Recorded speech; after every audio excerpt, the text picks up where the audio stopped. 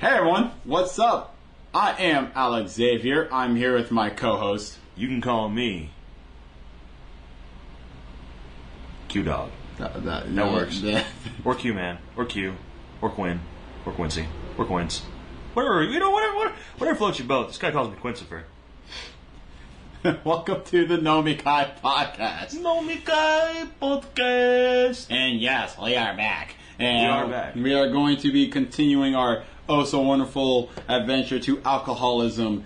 And that being said, we decided to stick with a classic for our beverages. It's not exactly an adventure to alcoholism. It's just more of like, we just drink while we talk about stuff. Yeah, whatever. And this time, we will be drinking...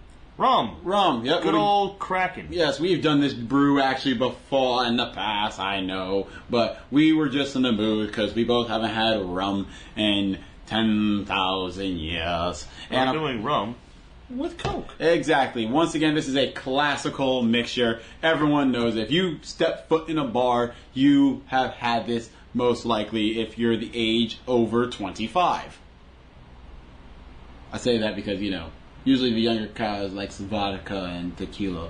Usually. Yeah, and usually darker drinks are like as you get older for some reason. I'm an outlier. I started off with darker drinks. I just like drinking. It didn't matter what color it was. I said Rum and Coke is like my staple. I guess I started with tequila because I really like Patron. That's my favorite tequila. It's Patron. Yeah, Rum and Coke was my staple. I stuck with Rum and Coke since I was like 22. And I just drink. It doesn't matter. I guess like the one mixture that I always loved was the Thousand Island. That's a good one because that's just yummy. That's a good one. Yeah, and I mean Thousand Island iced tea. Yeah, what I like to do is I like to have 2 shots of Patron, give me a Thousand Island, and then give me 1 more shot of Patron, and then I'm good for like the rest of the night. Absolutely.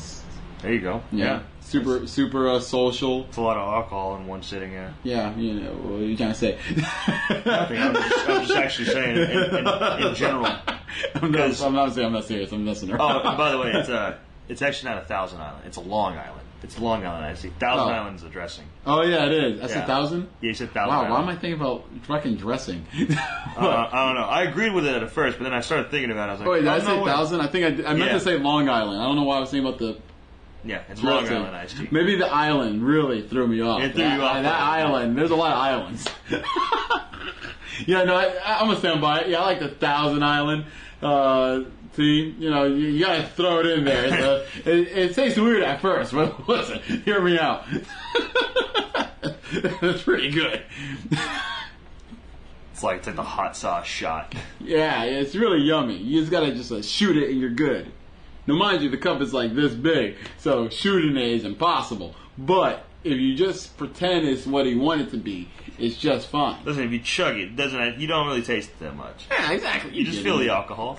Yeah. Just don't pay attention. Just don't consume it. Don't pay attention to the flavor. Just get the alcohol in you. Yeah, you know how it is, you college kids. But anywho, shall we crack open thine Kraken?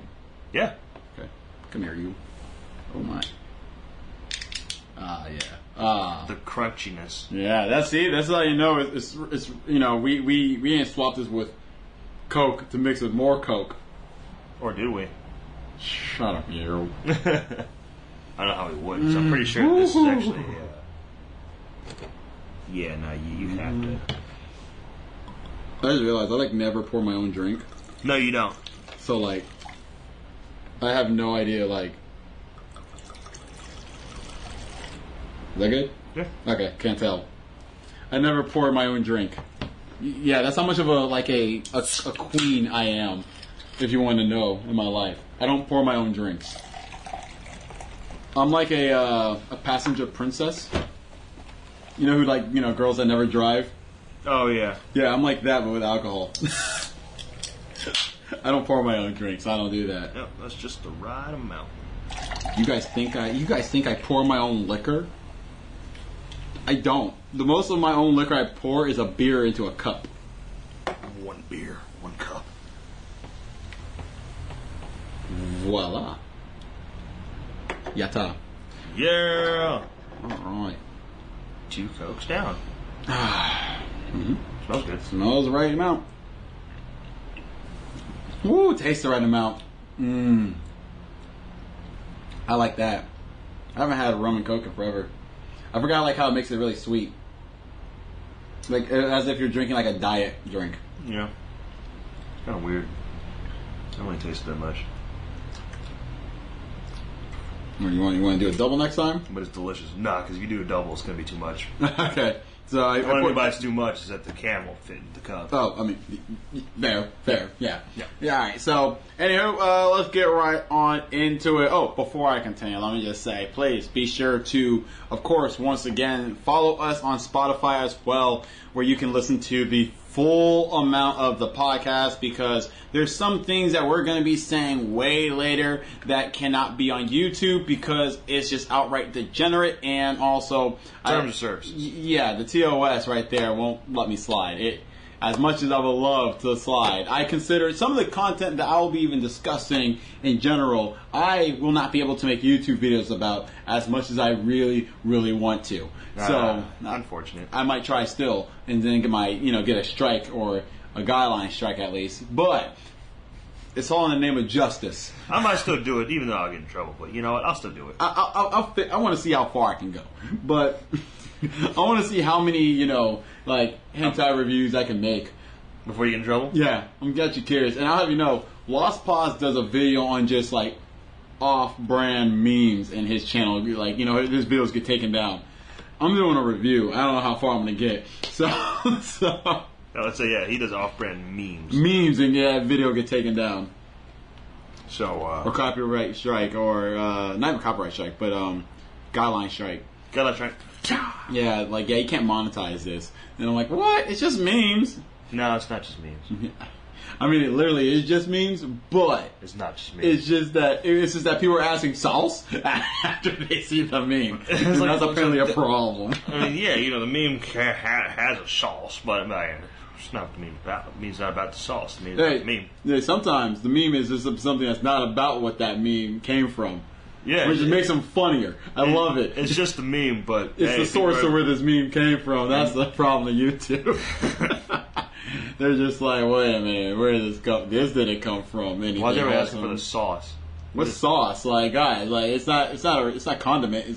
It's a picture. Right. Everybody that works at Google, boomers. Every last one of them. Oh my god! But yes, once again, please, of course, follow Spotify. You get the full experience in regards to what we're talking about, and we're gonna be recording. We're gonna be recording without Quincy just melt. You didn't even drink that much, I don't know what to tell you, man. It's innate. It's funny. He'll be quiet all day and just just like damn. Let me get there first. Listen, nothing. I don't know what to tell you, man. I don't know what you want. I don't want nothing. I love you. So yeah, just yeah, Spotify. That was it. We're gonna move on. You get it. The link's in the description below. Also, if you do follow us on Spotify, you actually get this sooner. Yeah, that's true. Because it's way easier for me to convert the audio to all this way faster than the visual, and I'm lazy too. So you'll get it sooner. You get a couple days sooner. Who doesn't like a couple days sooner stuff? But if you don't want to, then I guess you don't like a couple days sooner stuff. Or you just want to, look at us, and that's why you wait. And I'm not gonna lie, I don't blame you. I'm very attractive, so I understand. That being said, we're gonna dive right on in to our manga recommendations, because we got some good stuff out there. We got wholesome stuff actually for you today. Both of us picked something wholesome. Mine is wholesome in a different way. His is wholesome in a different way. Kind of infuriating, but in a good different way. So, it's pretty infuriating. So, that being said, the thing I'm going to be recommending right to you guys is the Yankee-kun to Hakujo Garu, which is basically about a Yankee that falls in love with a blind bitch. And I'll have you know, she is a sweetheart and a half. Half a sweetheart. I'll say that actually, because she's very sweet. It's just that she's also very brash in going about her way. It's for a blind chick. You know what I mean? Yeah. She's assumed. I'm just going to put it like that.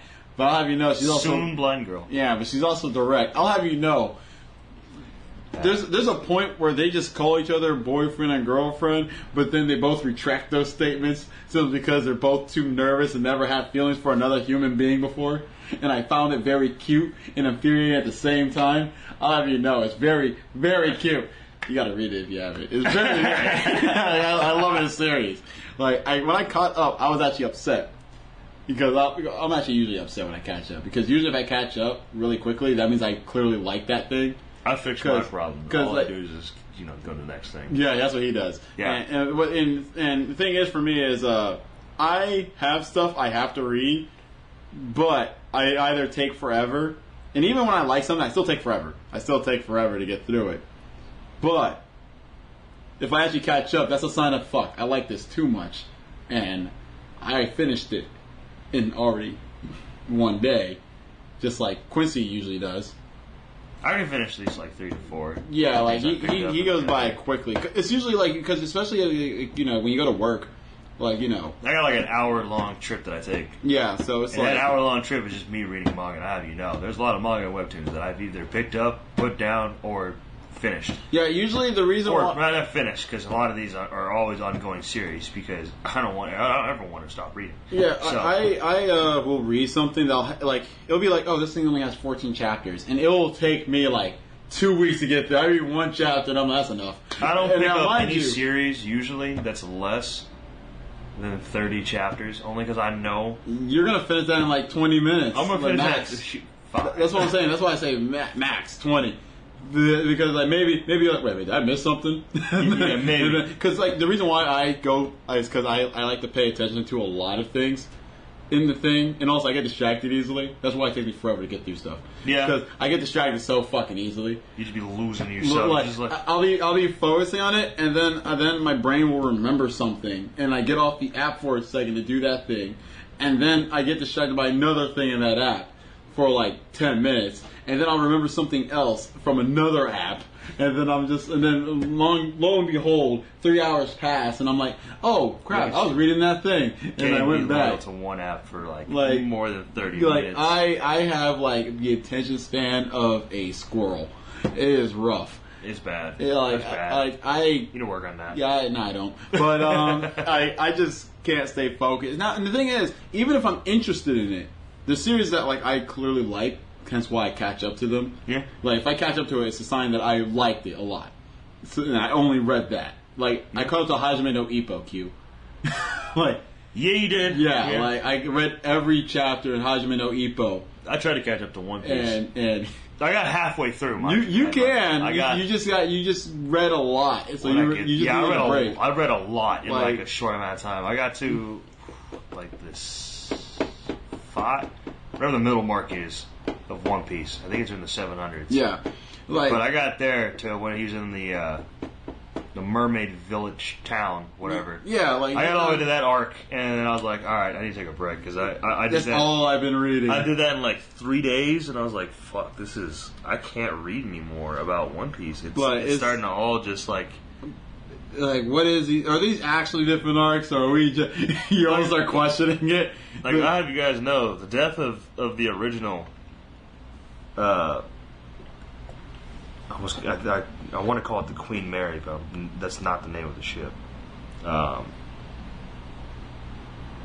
I can't remember the name of the ship now. It's been so long since I've picked up that manga. Anyways. This is once again, this manga I highly recommend because we're following a Yankee who decided to actually change his life basically in order to be able to be someone responsible to take care of his blind broad. He even goes ahead to learn many difficult issues that the blind people community actually deal with in a way that's not obnoxious, because I'll have you know, we don't know how to do that in Western comics. We suck at it. Yeah. But like Japan knows how to like deal with like social issues in a way that's not obnoxious. Is what I kind of like noticed. Yeah, no. Like it's like I've seen some things where it is obnoxious where I'm like, all right, come on, guys, like I get it, but like there's some, like for example, Adachi Shimamura does the issue with like the idea of like codependency and miniature sociopath. Mind you, The sociopath, she's actually not that bad. It's just that she's a sociopath. You should work on that. You should. You're not. You should know you're a sociopath. You should at least start from there. I think she kind of does, but she doesn't really accept it. No, it's like she knows that she just doesn't feel attached and doesn't know why people are the way they are. She just really is disconnected. Like she's not oblivious to the point of like, oh, she's oblivious main character. Nah, it's like she notices like people's mannerisms. Yeah, but she just doesn't get why. Yeah. So she acknowledges something's weird, but she doesn't know why, and she just doesn't look into it really. I find it really funny that she doesn't like to remember faces. No, she really don't. She don't remember nobody's face. She don't remember faces like at all. Like, and like, you know, I get it, sort of. Like, it's just like I only get it when it's like, oh yeah, classmates like from like high school. I don't remember a lot of people's faces from high school, like classmates who I don't talk to. But it's like, nah, there's people that you like she interacts with on the daily, and she hanged out with throughout that year. I'm good at remembering faces, names. I don't remember your face. I'll see you like, hey. I don't remember your name. I will remember neither. Like I will remember neither. Someone will recognize me, simply because you know. You know what also really would shock me too is that I'll meet somebody and I'll be like, you know what? I just realized I never got this person's name. I never got their name. Oh, you never? I never actually got their name, and then out of the blue, they're just like, "Hey, Quincy, how the fuck you know my name? Why do you know my name? Why is it that you know my name, but I usually you're telling me your name. I kind of blank out people that I don't interact with enough because, as you know, I like to be secluded. I like to be in solitude. So, like, eventually, the information of who your being is just fades away. Eventually. And then, God forbid, I see you again. And when I mean I see you again, you saw me again. And you remember who I am. I see you, and you see me. I don't remember who you are, but I see you. Yeah, you know, I just sit there and go ahead and just be like, hey. I sit there and either one, I already look confused, and they already know I don't remember. So they just remind me, or I play it off like I was like, "Oh my God, it's been forever. How are you doing? Oh my God, it's you. What are you doing here? Why are you all the way over here? What's going on?" Yeah, that's the kind of thing I do, and it works like a charm. But But whatever. This guy. But yeah, that being said, I do like that they handle like some blind issues in a obnoxious way. And right now, like what happened in the manga, they're dealing with what they call when they go to like a train station, they call it the railless bridge. The railless bridge? Yeah. Okay. Because fall off the platform and there's no rails and something like that, and this uncertainty because they can't see blind people being blind. So that's something that they call it or something. And I was like, that's cool. That sounds very ominous.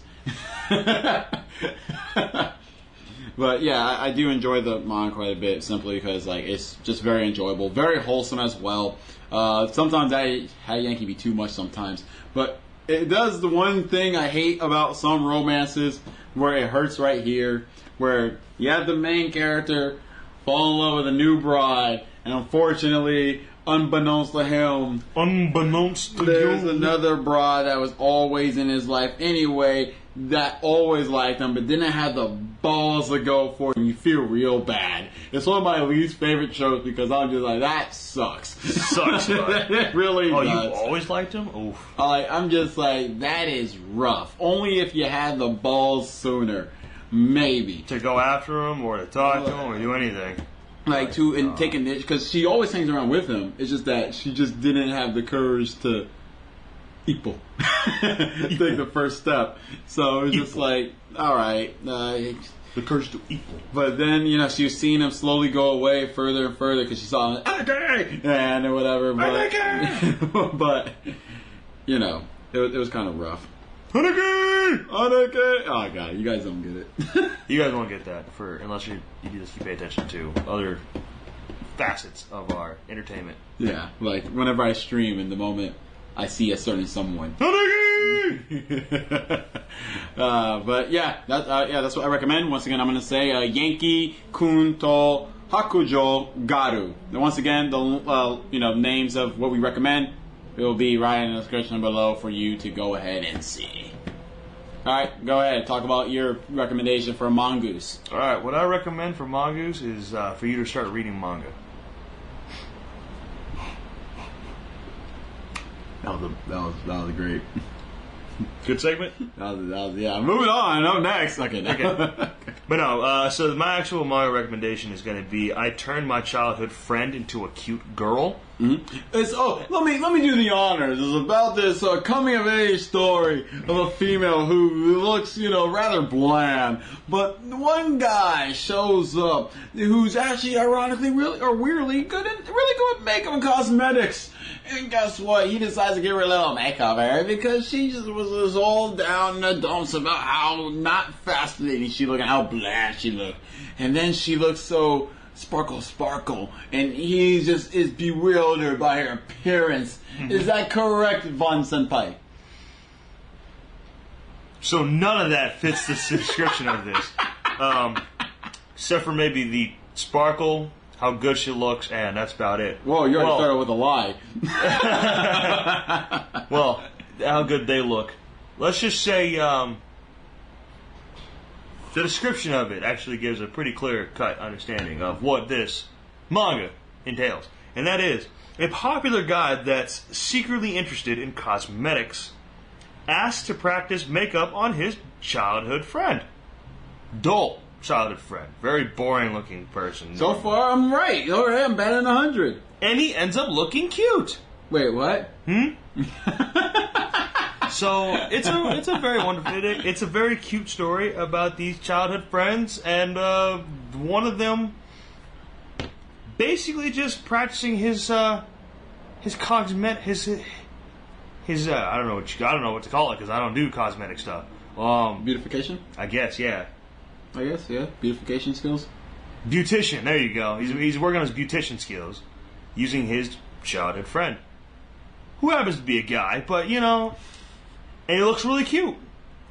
A little too cute. There are moments you might forget. I'll have you know. Anytime you might think, wow, she's really cute, stop yourself and then remember, that's a guy. So, it's a really wholesome. It is actually really wholesome. I will concede that. I had to stop reading it because, I was getting pissed, but it's wholesome. It's really wholesome. It is wholesome. But infuriating story because it's one of those ones where there are certain mangas and animes out there where they do this type of trope where two characters have a closeness that you're like, y'all are really close, like really close, a little too close. That's basically what this gives you. It's like you're constantly thinking. So they're a thing, right? And no, they're not. Mm-hmm. Okay.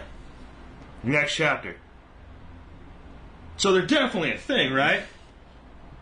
No, they're just friends. You'll go 5 chapters later because you get like a little reprieve of normalness. Small one. It's usually very small. Actually, 5 chapters is a little bit gracious. I'll say 2. You get like 2 chapters of normal interactions of like, oh look, they have friends outside of just these two doing normal things. Hey, we got this guy now going over here to go do some stuff with his sisters. Yeah, it's awesome. Sister things. I like sister things. And then we get to the next chapter, just like, you guys, come on, they have to be. I don't know, they're just good friends. They're friends since they're kids. Listen here, you son of a... You know what? So yeah, that's when you take a break, you put it down, you reevaluate your own relationships, you start thinking about, I don't think my girlfriend loves me enough. And then, and then you slap yourself out of that delusion because it's a fantasy world. Of course there's no relationship that's going to ever be close to what this nonsense is. So, duh. But, still very cute. Still very wholesome. It's got a lot of funny moments in it. I mean, like a lot of funny No, moments. it's actually pretty humorous. I find it pretty funny. Getting past, like, you get past all the nonsense where I'm like, all right, so when you guys just gonna start, I'll just go ahead and give you guys but the information of the hurdle of this manga because I'm caught up already. Yeah, read like me, not like this guy. what are you talking about? I read at a good pace. So I'll let you guys know the hurdle of this manga is definitely the point chapters. Where you usually have, like, you got chapter 1, chapter 2, chapter 3, chapter 4, chapter 5, yada yada, all such. Thank you for listening to my inspiring speech. If you don't know who that's from, watch more anime.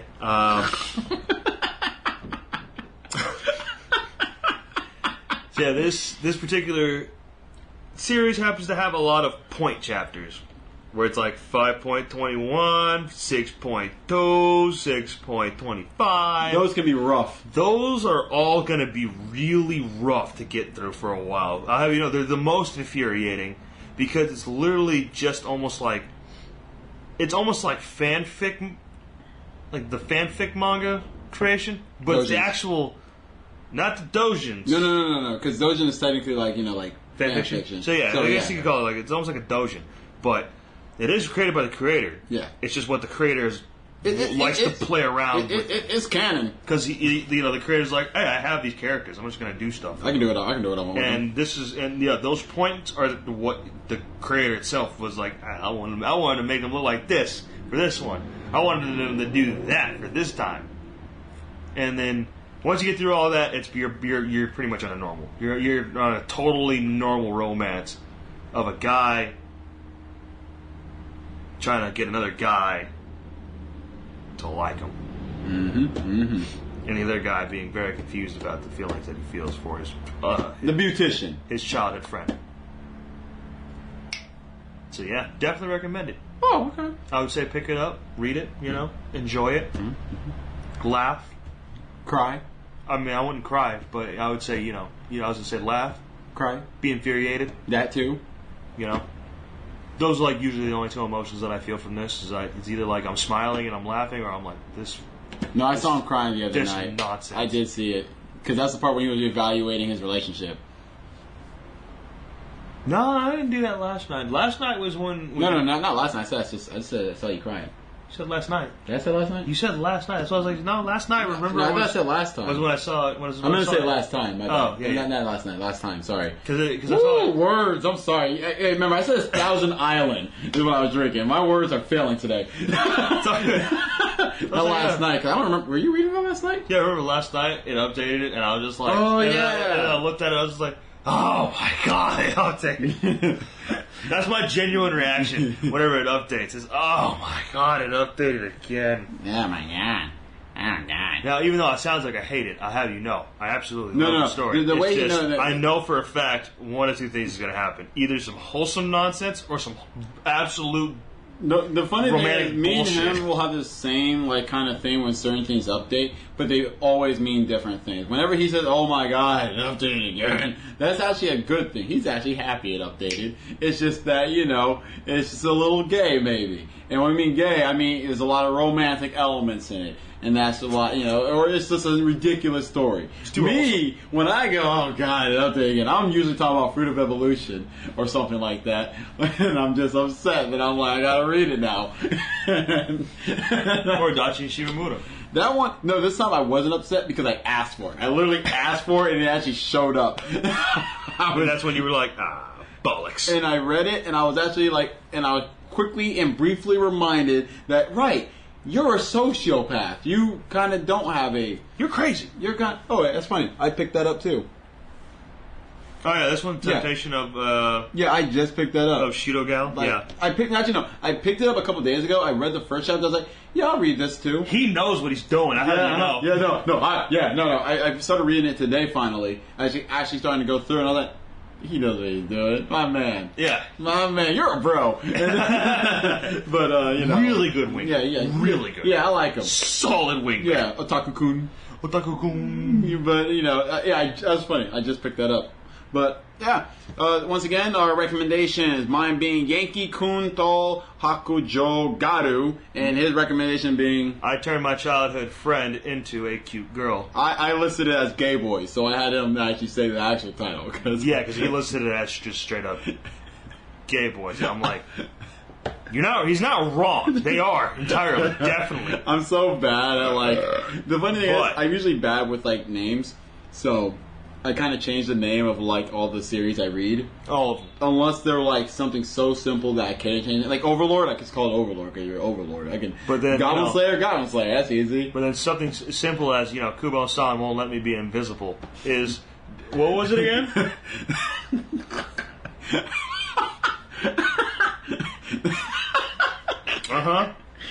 Get all the chuckles out. There you go. Yeah, laugh it out if you need to. It's all good. We got time.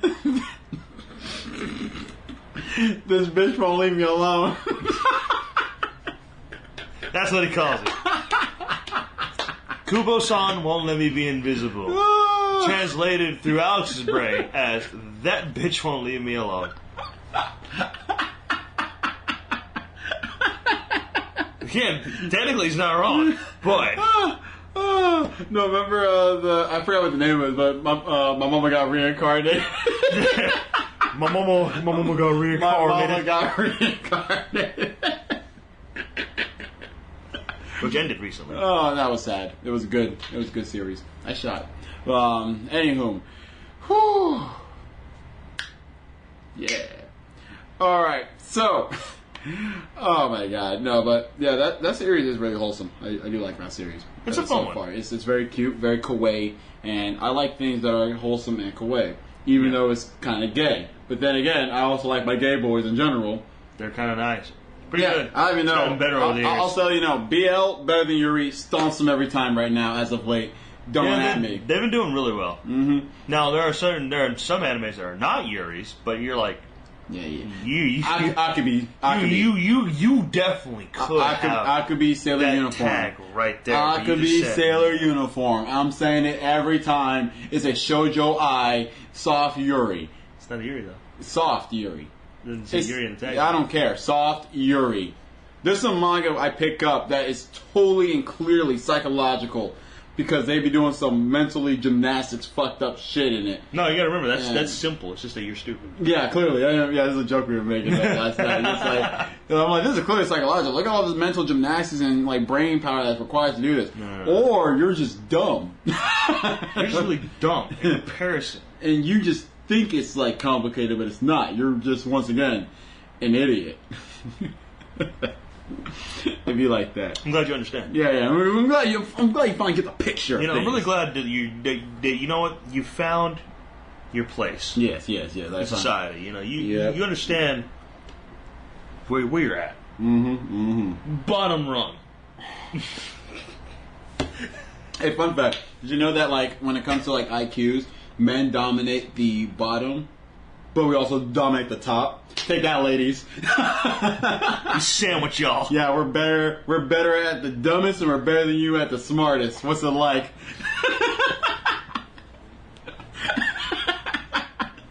You guys can. Yeah, how's it feel to be average? Damn.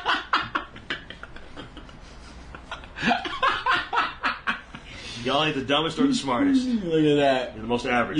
You're literally mid. You're mid. How's that feel? Take that. I'm the best somewhere.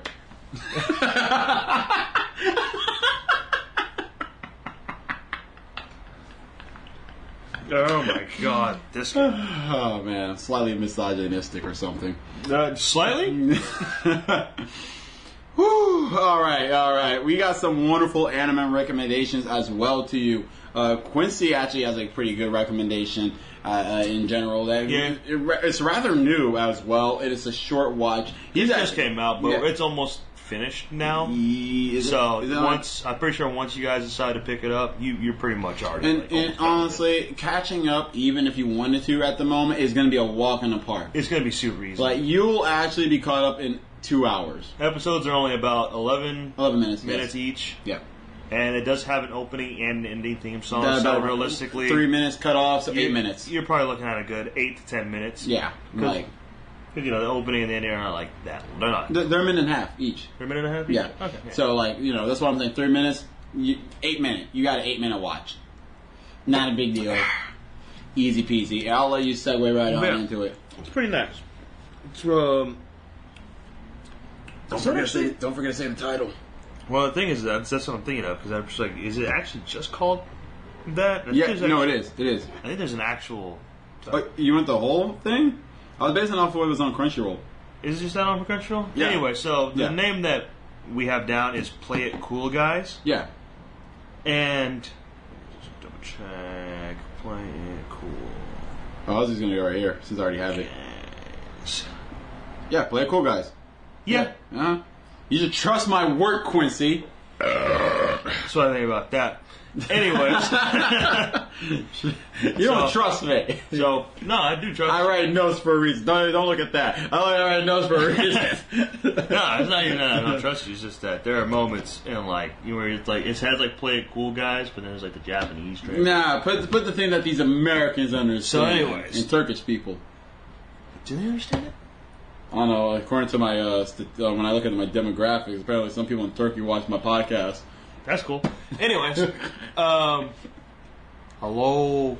So yeah, Play It Cool Guys is basically just an anime about these guys who are very handsome, very good looking, very attractive. I know. I know. I'm going over just their looks entirely because I have it plays a huge factor in how they're treated and how they're treated, perceived in this world because. These guys basically just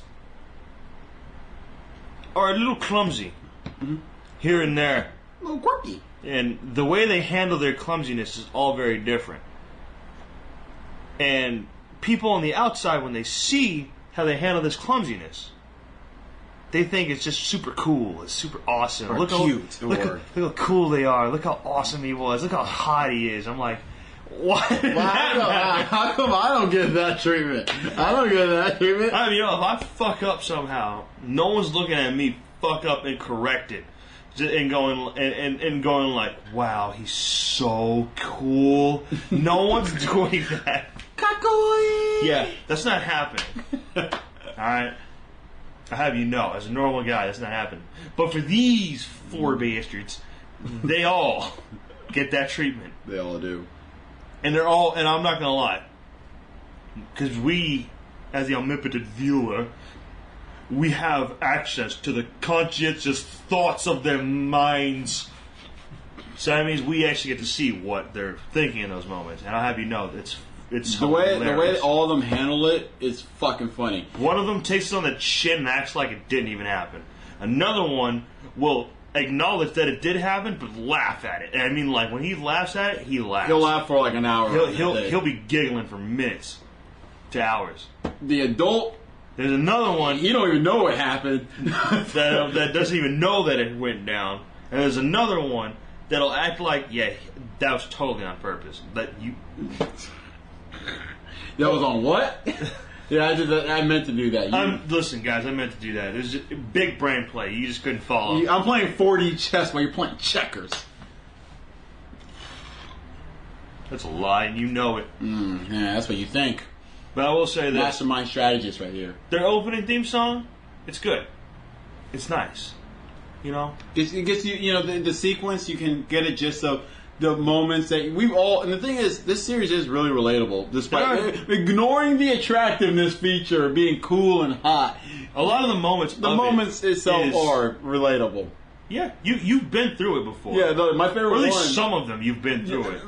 My favorite one is still, when you want to take a drink of his tea or water, and then you forgot the cat was there. And I was like, I've done that, and I felt like a fool every time. Hey, listen, if you were in Play It Cool Guys, you'd be really cool. I'm like...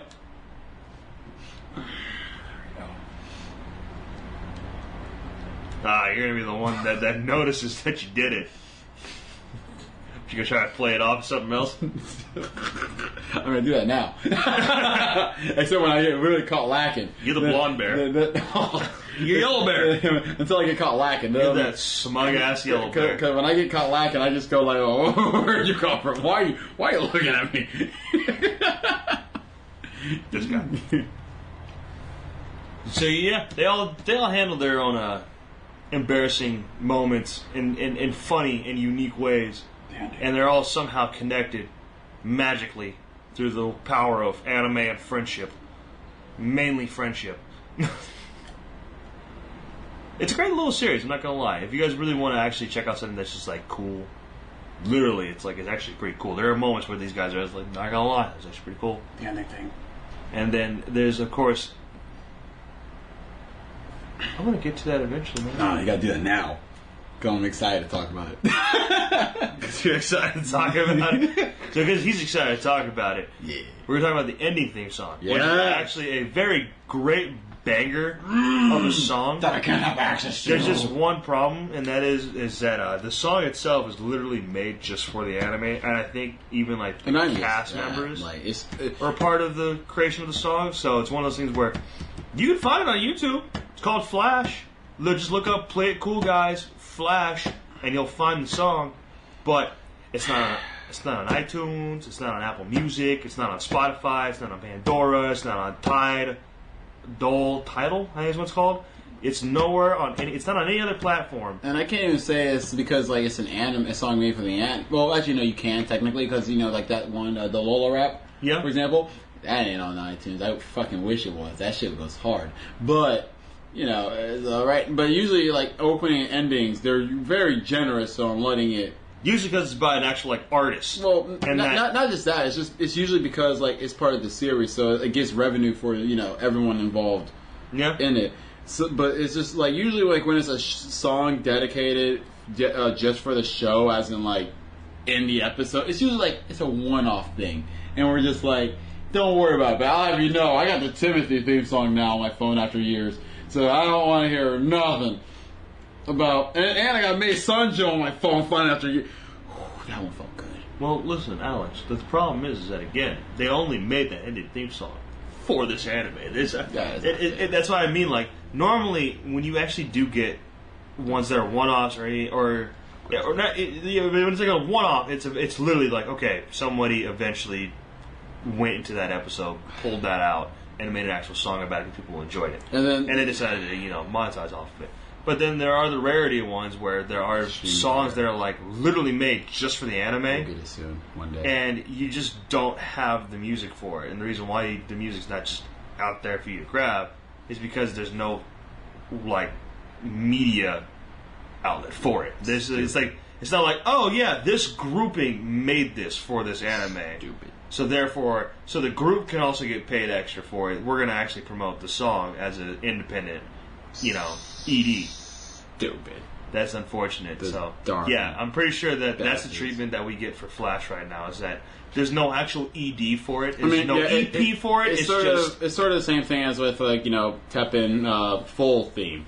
Like we got like the opening for it, but like literally just the opening on iTunes and whatnot and Spotify. But we didn't get the full version until like a month after it was like done as a series. And I didn't even know it was out there in the ether until actually an extra month afterwards of that being done. And I was like, oh, there's a full version now? There's an actual... And I went on iTunes and I found it and I was just like, yes. So yeah, if you like cool, clumsy, good-looking guys, check out the series. Or if you just want to hear a banger of an ending, check out the series. That being said, nice transition. I'm talking about cool guys. I'm going to talk about guys that are cool looking and attractive, but super toxic. And that right there, I'm transitioning into the series that is Peach Girl. That is one of my favorite dramas from early 2000s. And when he says it's one of his favorites, he means that when he was younger, he hated it, but now he loves it. Yeah, when I saw this series originally back in 2007, I didn't like Peach Girl because I just thought it was boring. I didn't think it was entertaining. I just thought, and mind you, old Peach Girl. The only thing I liked about, it had no action and like the stuff. I didn't care what they're talking about, but I'll have you know, being an adult watching this, way better than what my memory entails. One of my favorite series I now watch because it's just so toxic. It is so. It's bad. It's evil. Like, and the thing is, like, I remember, like, I started rewatching it, and I was like, this bitch! Sai is who I'm referring to. And I remember, like, at one point, I just couldn't watch it alone. That went But at one point, I was just like, no, I can't watch this alone anymore. Like, I gotta, now, because he would be playing, like, Rocket League, Mass Effect, Yakuza, and I'd be interrupting him all the time, like, nigga, look at this shit. Because it was toxic. It was so bad. It's super toxic. Like, you know, it's a very dastardly series. The only, like, really good character, it hurts my feelings to say this now because we got to a certain point that we had to take a break from the show because we weren't ready for it yet. And right now is Momo, the main protagonist. She is a sweetheart. Momo! Not my Momo. No. Not my Momo. Jeez, nigga. She would never. Oh, God. Come on, man. Come on, I gotta get together. But yeah, Momo, the main protagonist, sweetheart. Absolute sweetheart. Now, she needs to be kicking Sai's ass. Oh, she needs to kick that ass. Anyway, so... Peach Girl is about everybody that's been hitting that series. I'm still surprised that Sai has not been hit. He has not caught a single. No, remember that episode when we were literally asking for stuff, and the next episode gave us all of what we needed. Almost. I was like, all right, we need Toji to get his ass kicked. We need Sai to get her ass kicked. We need what was there was another thing. I can't remember. There was another thing that we needed, and. We were it was checking the boxes the next episode. We were like, oh, we're doing it. And then Sai's ass. And then we were like, all right, Momo, because I think we specifically wanted Momo to kick that ass. Yeah, because Toji got his ass beat. We were like, all right, Kyrie. Kyrie was beating on that ass. Yeah. And then there was, you know.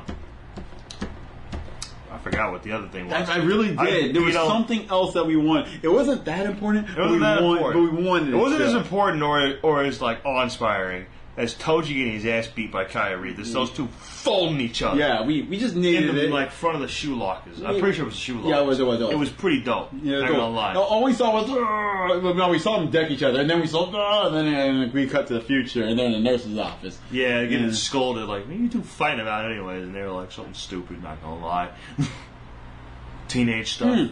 Wasn't it?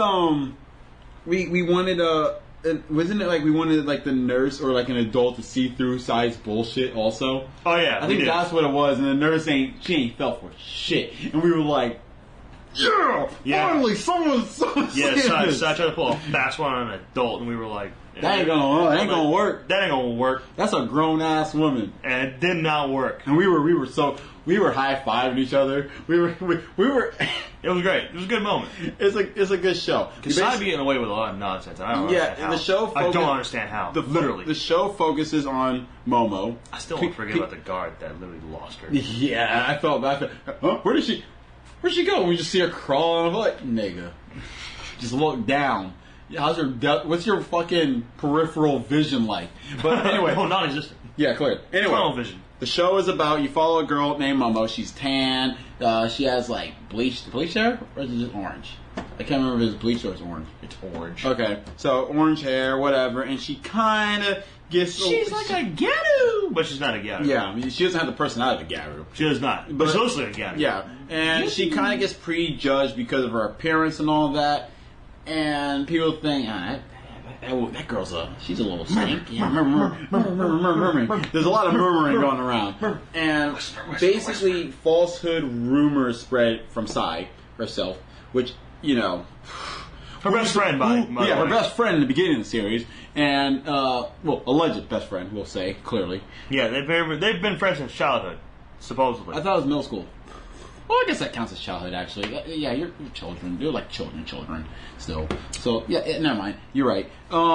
And you follow this nonsense of just the bullshit that Momo has to low-key go through. She be going through some nonsense. We're first, it's funny, because we didn't think we were going to like anybody. And Momo do be doing silly shit. But it's like her just being an outright good person. You know, Momo, you're absolutely right in this moment. I fully have your back. If you don't let me talk to you, I'm just gonna jump out this window. All right, Momo, I had your back. No, there's a lot of moments in this I had your back, and then you decided to just shit on my brain. I shit you not. There's a lot of moments where the moment me and him have one character's side, they just decide to say or do something that's fucking bizarre. Like, wait, before you go with that, like, literally with the scene he's referencing, there's a scene where Toji's like, I don't want to talk to you, and she's like, fine. And she starts running, and it's towards a window. And we're like, Momo, the door is not right there. That's not the door that leads, sweetie. That's a window. And then she's like, if you're not going to talk to me, hey, you're going to talk to me, or I'm going to jump out this window. And I was like, oh, shit. Momo. All right, Momo. You're looking really crazy right now. Let's get out of the window and be rational. People. We love the hospital scene because we like all the people who are just listening and watching. And whoever's in that room is loving it. There's a whole drama going on right in front of you. It's not even on television. Yeah, it's great. I mean, well. I mean, for us it's on television, but for them it's not. Yeah, they're like, this is amazing. And then there's another scene where we actually had Toji's back. This shit was funny. Yeah, we had Toji's back because Toji over here is just talking about some. Hey, you kissed him. It's like, hey, before you kissed Kyrie, and then Momo made a good point. Momo was just like, well, that was before we started dating. What about you? You kissed Sai, and he was just like, that's different. And we were like, but we had his back beforehand because with context, Sai literally forced herself onto Toji, where she took advantage of him being an actual like decent human being in the head of being like, but a dumbass. I'm not gonna forcibly, physically manhandle somebody that's smaller and possibly more frail than me. So I'm not gonna be an aggressive gorilla about this. But also, she also decided to really basically ambush him at the time as well. And forced a kiss on him. So he actually had full point to basically say, honestly, that's because she literally forced. And the funny thing, I remember when we saw that, and Momo first saw that moment, she ran off. She actually rationalized it in her head. In the moment while she ran off, and then she kind of just thought about it, she was like, most likely, Sai probably just forced herself onto him. She already rationalized it for him. We were like, Momo, you are killing it right now. This is why we like Momo. We were like, you are killing it. Normally, when it comes to anime, I don't believe in the women's intuition nonsense because that women's intuition, I have is very inaccurate. It's just that it's just eventually one time or a few times it'll stick. It's like envy or jealousy is just kicking in. Yeah. But I'll have Momo's intuition is real. She has good intuition. She has really good intuition. She thinks it. If she's like, I think this is what's going on. You're like, yeah. You're actually spot on. You're nailing the head. You had a nail, hit the hammer. And is that the coffin? And you just said, boof, one strike. Fully in, perfectly straight, no dings, no turns, no nothing. You're a master carpenter. That's what you are with these nailhead strikes. Her intuition is good. That's a woman's intuition when I think of one. All Toji had to say in that moment was just, you know what? Sai literally forced herself on me, and I do apologize because I wished I had stopped her. And I should have told you about it. I should have told you about it, but I was ashamed. I was embarrassed that I let somebody overpower me. Look at me. But no, this man looked her dead in the eye. Looked her dead in the eye, then looked away from her. Yeah, looked her dead in the eye, then looked down in shame and said, it's different. And we were like, nigga. We said out loud when we saw, because we paused it. Remember she said that? But Toji, remember, she forced herself onto you. Toji, you have a defense. You have a solid defense. You have a rebuttal. She already knows. And his rebuttal was it's different. It's like if you were a lawyer and you talked it over with your client, the defense, on what to say if you're asked this thing. Not to say too much, don't deter from this. We gotta make sure this story that you're saying is linear in time. And if you sat there and you had it planned out properly, and right when he asked that question, and you guys actually rehearsed for it, and you're like, alright, he's gonna kill it. We already know, we already went through this, and he decided to say, fuck that, and then say some other nonsense. And you're just like, bro, hold on, objection. Nigga. The fuck. And basically, it's yeah. It was bad. It was really bad. It was like, wow, Toji, you had all the ammunition to win this out, and then you just decided to, I don't know, not have it. You burned all your ammo. So he burned all his ammo supplies. He took his clip, threw it out the window, popped the one out of the chamber, and just said, "All right, now I'm ready for this battle." Is the safety on too? You don't even have bullets. It was bad. It was one of those scenes where you're like, you know what?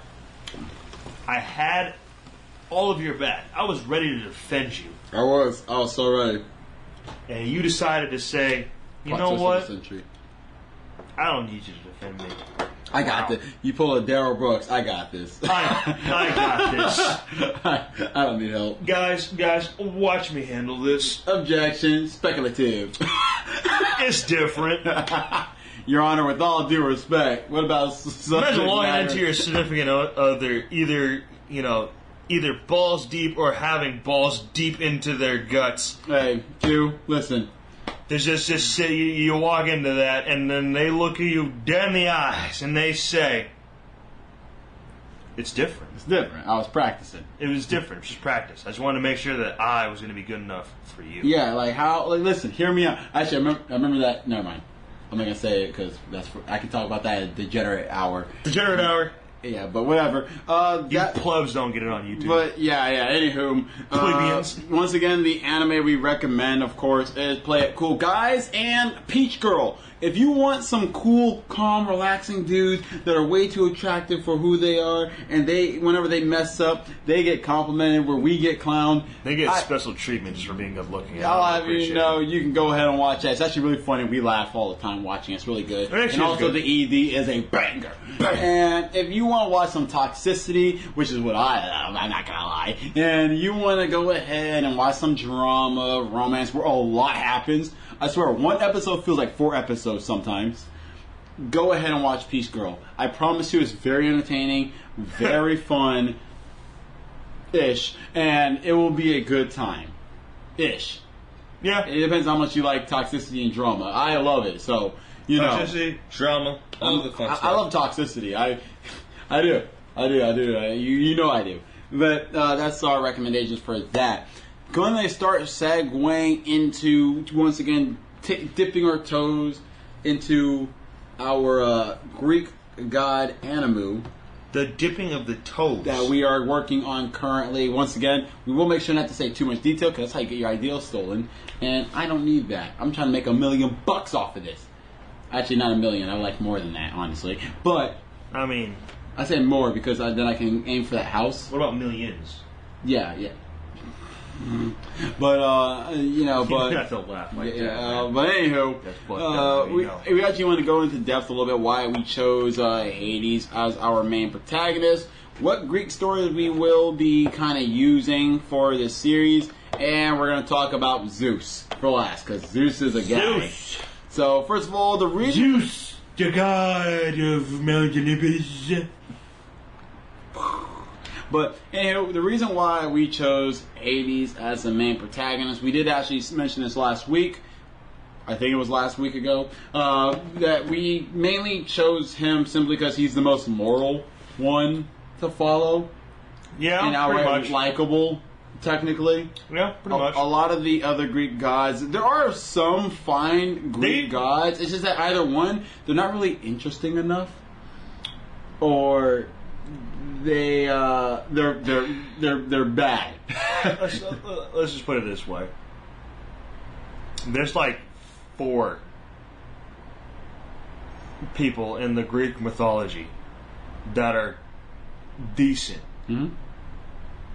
in terms of the rest of y'all Greek god morality, which is very close to non-existent. Yeah, there's a lot of Greek gods. You know that? There's a lot of Greek gods, then they do a lot of things that it's not of a wholesome variety whatsoever.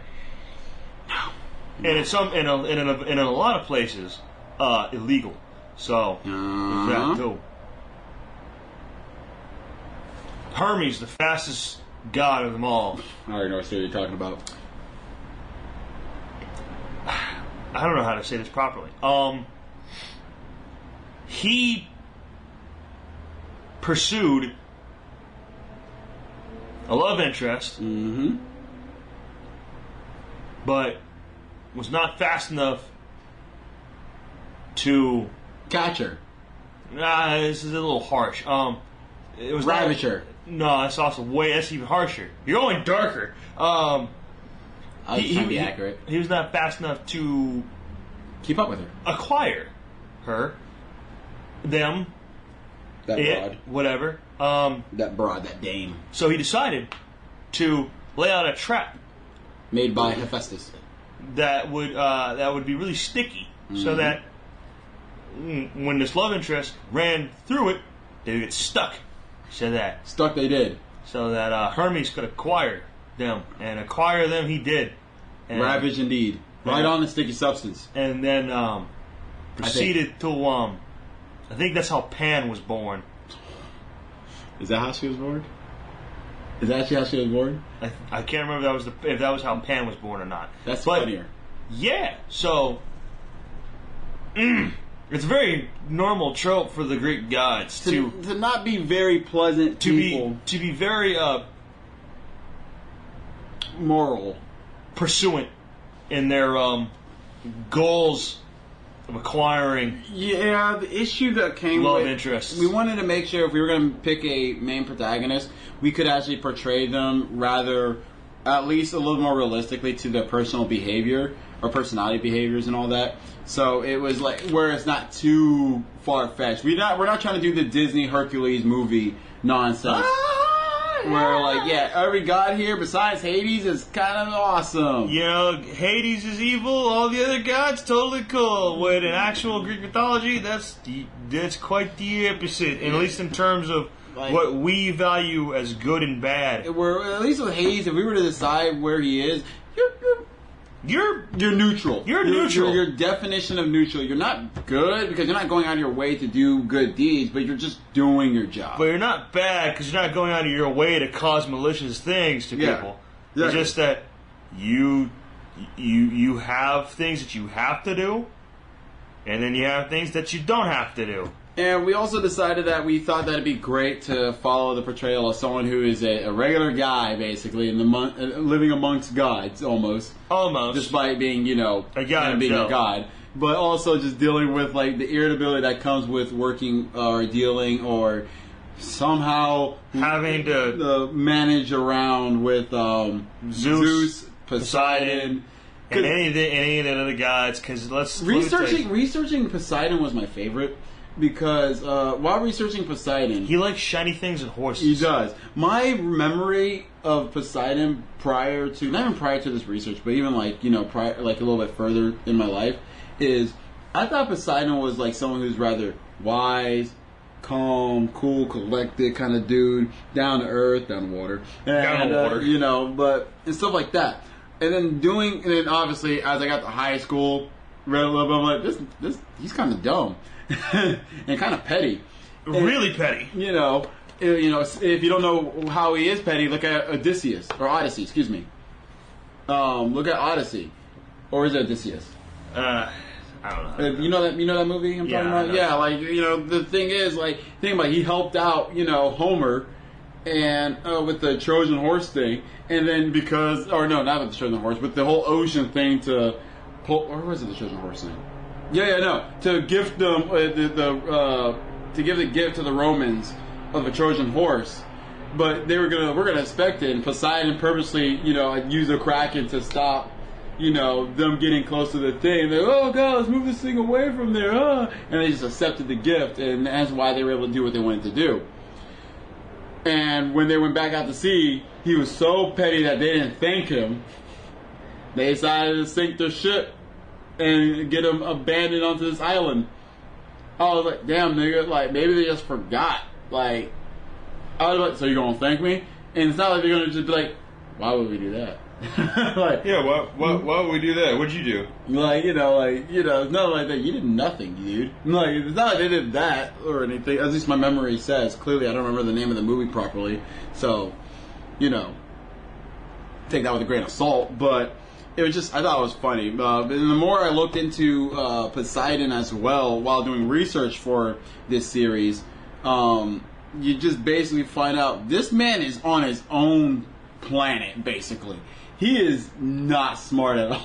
Poseidon just does what Poseidon wants. He literally does what he wants. We looked at descriptions on his likes, dislikes, some stories. He likes shiny shit. He pursued his sister in horse form. Well, she was a horse. And now, mind you, mistake of her to turn into a horse while he is the god of horses. So, he created horses. At least in Greek mythology. In Greek mythology, yes. The god of the sea is also the god of horses. So, because all these gods have that one obscure... Like, why? Thing they take care of. It's like, why? Oh, yeah. Someone got to do it. Like Hera is the goddess of fertility. Alright. I don't know why you made the goddess that murks every single village because her husband decided to go pursue somebody in that village. Remember, she was always the goddess of fertility from the jump. That was her thing, whole love and marriage stuff. However, turns out the person that this was assigned to is a little batshit. She's a whole lot of nuts, and she's also the goddess of harvest. Yeah. I'll let us say enough. But, which Hera's interesting. We made her pretty awesome in the... When I mean awesome, I mean like nuts. I mean absolutely nuts, because she literally is nuts. Yeah, she's crazy. You look at almost any rendition of Hera, she's nuts. There's no wise. There probably is a wise version of Hera, but that's probably like some like very firm believer of Hera. Yeah. We're trying to be very accurate. Somewhere out in Greece. We're trying to be... I don't know that guy. We're trying to be as accurate as we can with these depictions. But also, there's some things we have to obviously twist, because we do plan on trying to get this, out there in the ether that can be streamed on platforms without it being taken down, and hopefully doesn't get, canceled. That's why I say, a lot of things are pursued. Yeah. Me, I say, alright, ravished. But... I'm not gonna put that in the series. Don't worry. It's gonna be. We're here for the stories and jokes. That's it. Yeah, and there's some stories out there. There's a nice segue into the stories with these guys. Is we're gonna grab some stories, and we're trying to grab the stories that aren't too far. Basically, we do know that at some point we want to have Medusa on a cast, but Medusa's story is rather complicated. Her stories is going to be an interesting one to try to write. The good news is there is another iteration of her story of how she became what she became, and we're going to have to do that story instead, because the other story is just sad and it's kind of rough, and I don't have the emotional capacity to deal with that one. I'm trying to put it in a comedy series. Because it's not funny. It's just not funny. Now, mind you, if we do it the other iteration, I think I talked to you about it. Actually, I can say it out loud because it's not like they know what this series is based off anyway. Or they know what it's based off of, but whatever. Is we're using the story where her and Poseidon basically hook up, and we're gonna have to use a consensual version of it because the rest of the versions are non-consensual. Yeah. So we have to use that version in our scripting as best we can. Yeah, and we can use it just fine. It's it's fine. It's no big deal. That's one of the stories we know we're going to be using. I already know one story in particular that we kind of I didn't steal this from any particular story with Zeus, for example.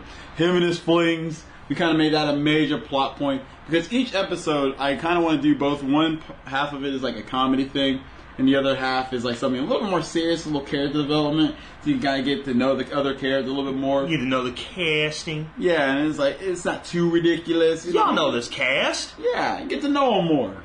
Get to know who you're watching. Yeah, and we watching. Oh God, but we should. God damn it, but. We're going to be trying to basically even have dislikes of people or gods in there as well. The rivalry between Poseidon and Athena. Which I didn't know they had a rivalry until I did research for this. Yeah, they have a rivalry. They're in competition with each other. Don't know why, but they're in competition with each other. They rub elbows. But to Poseidon and Athena, they be bumping heads. Mm-hmm. And so does Ares and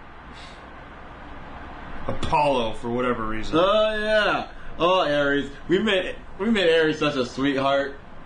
He's a sweet guy. We'll have you know. I still can't believe he lost a boxing match to Hermes. Though. That was rough. Don't talk about it. How did you do that? How did that happen? I don't know. Hermes, he's a tough son of a bitch.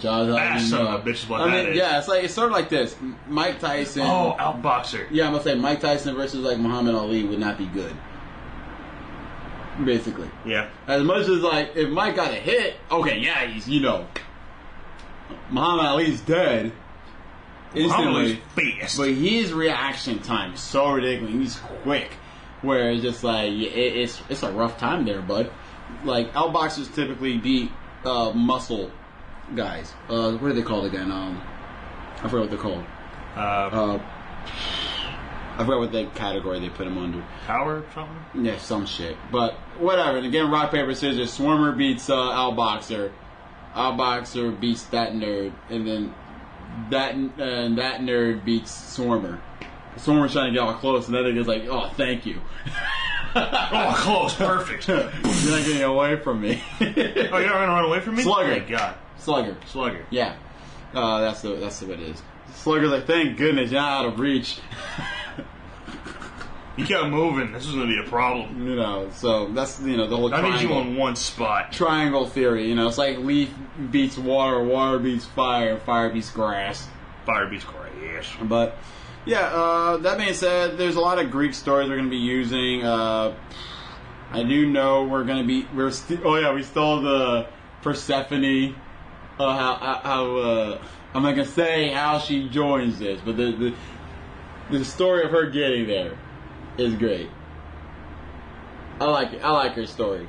Persephone's cute. Yeah, we made her very kawaii. We made her a high schooler because it's totes adorbs. Very, very accurate portrayal. We just thought that was going to be really good. What's it called? God. Oh, so there's a story that we love with Hephaestus and Hera. Oh yeah. That I gotta write for. I think I'm gonna make that episode 8. I don't know yet. I haven't decided what episode. But basically, Hephaestus one time made a chair for Hera. And the best part is, this nigga, he's crazy. Throne, actually. A throne, excuse me. He made a throne for her. His mother. His darling mother. And the thing is, when she sat in this throne, she realized she couldn't get up from it. She couldn't leave. And he just like left. He cursed the chair so that anybody who sat in it would not be able to stand up from it. Yeah, and he just left her there. He went back home, back to his little volcano. I think that's where he lives in all of a sudden. And he's just chilling. And he had to be dragged out from was it from a bar? From a bar, yeah, from a bar by Hermes? I think it was Hermes, yep. Hermes always been put to work, that messenger guy. Yeah, that messenger sending that message.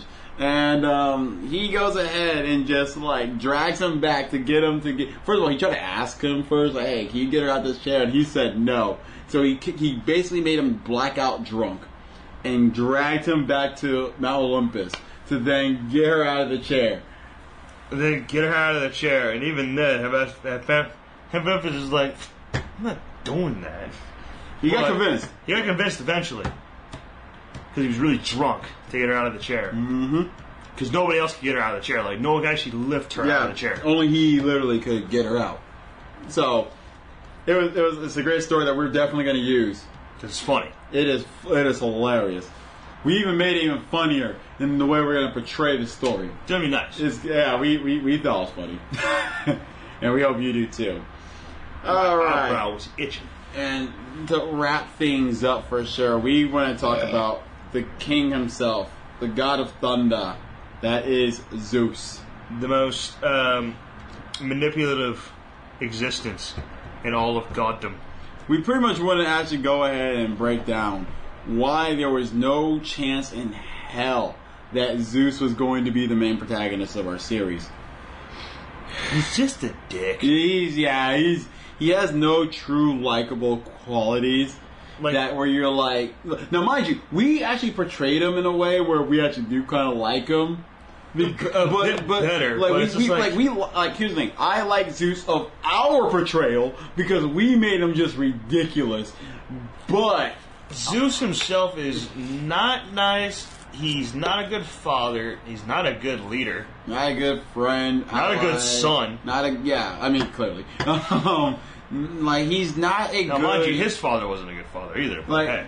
He's not a good god. Like, he's not. He's actual prick, alright? And... He's almost like an evil god, but he's not evil. Yeah. I'm pretty sure he is evil, it's just that he drew the biggest straw. You guys gotta remember, he tricked his brother into taking the underworld. Yeah. Because it had a really big gate and a dog. Now, mind you, we added that portion of it. No, that's just canonical. But that's just canonical. That's literally in the history books. Anyway, yeah, we made that portion up. However, it's in the history books. It is hilarious. Because remember we were wondering how did he trick him in the first one? We made up the theory that the big gate must have been what drew him. Yeah, it had to be. And then the doggo, a very cute 3-headed doggo. There's a really big gate. How big is the gate? Really big. It's a really big gate. There's a moment in history where we made Hayes kind of dumb for a brief moment, and after that was never tricked again. Never fell for it again. But it's just that he's just extremely unlikable in Greek mythology. He doesn't have really any redeemable traits. Now, mind you, he does help out sometimes with his brothers and sisters within it. Sometimes it takes a lot for Zeus to actually help anybody. Like, either he just does it because why not? But that's rare. It's a rare time where he just goes, sure. Yeah, I'll help out. And he's like, oh, dude, thank you. Holy crap, we thought you were just going to be like, yeah, nah, fuck you. And it's just like there's very rare times in the Greek mythology where he actually helps out because he wants to or because he's interested. Usually when he does help out it's because there's a benefit for him. But it's rare. There are instances where he does help out. Also, if your village got hit with pestilence, chances are it's because Zeus decided to do something and Hera didn't like it. Yeah. That was the other reason why we didn't just choose Zeus, because, dude, you literally cause problems for other people, and you're totally cool with it because it doesn't. He himself has no consequence done to him. Yeah, I'm the strongest. Like who's gonna do anything about it? Your son Kratos. Shut up, nerd.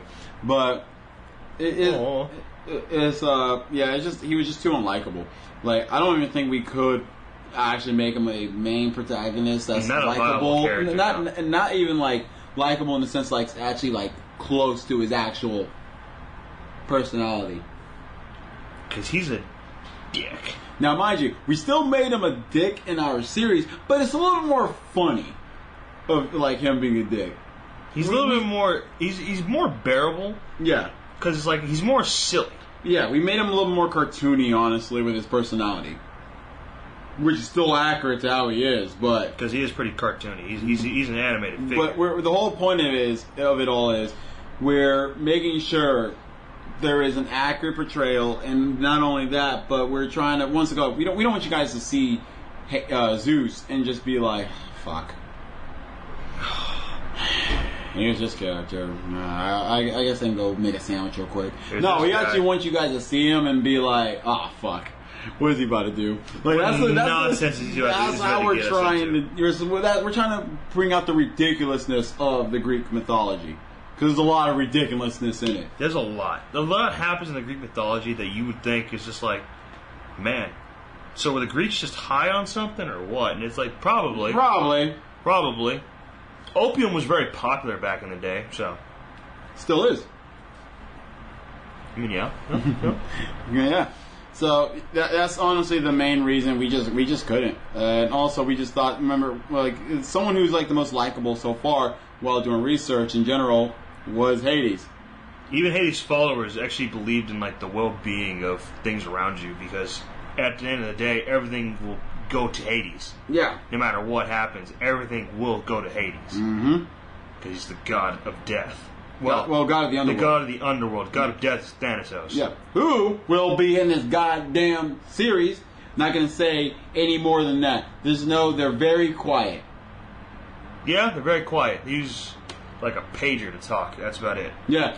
For some reason, the only one that can hear Thanatos just fine is Hades. If they are speaking. Yeah. No, I made it canonical that they are. It's just that, you know. No one else can hear. Yeah. Quiet enough where Aiden just picks up on it. I understand. I'm like, wait, wait. You heard that? What'd they say? Can't hear them? You hear them? Just listen to them. Just listen, man. Damn. Open your damn ears. Damn animal. Yeah, so far, and we did a good, I think we did a good job. As we get further and further into writing the episodes, doing the nonsense. Especially the nonsense. Yeah. And we're still trying to make all the characters likable enough where you actually want to watch it. Because if you don't want to watch it, then what's the point? Yeah, who writes stuff that you don't want to, that people don't want to watch? Now, I'll watch it myself. Don't get it twisted, but hey. That's because that's our baby. And it's also because I like comedy. Yeah, me too. So, hopefully, you guys can understand that. We're going to go ahead and wrap up the YouTube nonsense. Especially Greek comedies. Yeah, I know, right? So, where are you going? Oh, I had to throw this away. Oh, God. For some reason, my back was just like, you know what? Stretch. I'm like, okay. Alright, let's wrap up the outro, silly. No, it's not like I need to be like right here. Yeah, you do. I can be like over there. No, you gotta be here. I can be like right here. I can be like right here. Like what? No. I can be like, hey guys. Oh, now I gotta turn that down. Now you yelling in their ears. Yeah. You jackass. Now I gotta find hour 20. There we go. Put that right there. So I have a mark to know where you yell in their ears. Yeah, I remember. It's fine. That's why I have the time. That's literally why I have this for, just in case if I need to remember stuff. Yeah, I can remember what that lap was for. Yeah, I am. I literally have this thing so I can go to that lap. This is the main reason I have it. Yeah, you're gonna forget, but you're gonna go to that lap, and then you're gonna hear the scream. That's what's gonna remind you. So, yeah, that's why I have this, to remind myself to go to those points. Yeah, but it's not like that's not what I'm saying is you're not gonna remember why I laughed. Well, nah, the whole point of the laps is obviously I'm not gonna remember. That's why I had the lap. To remind me to go there to do what I need to do. Yeah, you're gonna forget. That's why I have that there. Gotta add it in there. Nah, well, I'm gonna reduce it. Cause I'm not gonna cancel it. I just gotta turn it down the fuck so they're not dying. Nah, dude, blow out their fucking eardrum. No, Let's do this. Jackass. You jerk. There's no problem.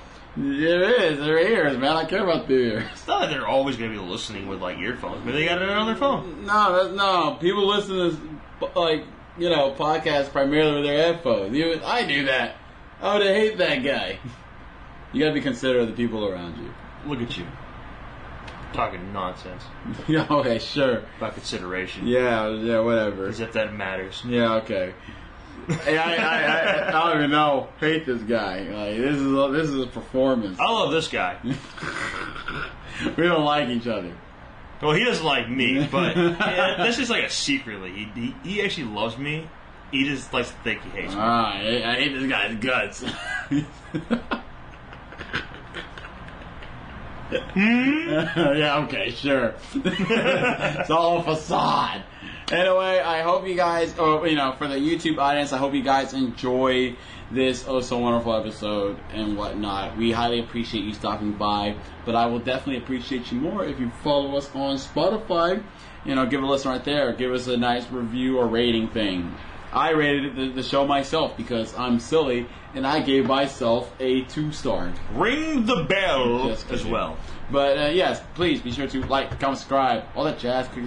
Ring the notification bell, all that nonsense. And of course, we will see you guys again real soon. I think I'll make these like a Wednesday video or something. Upload. I don't know. I haven't decided yet. That'll be Tomorrow Me's decision. Actually, no, it won't.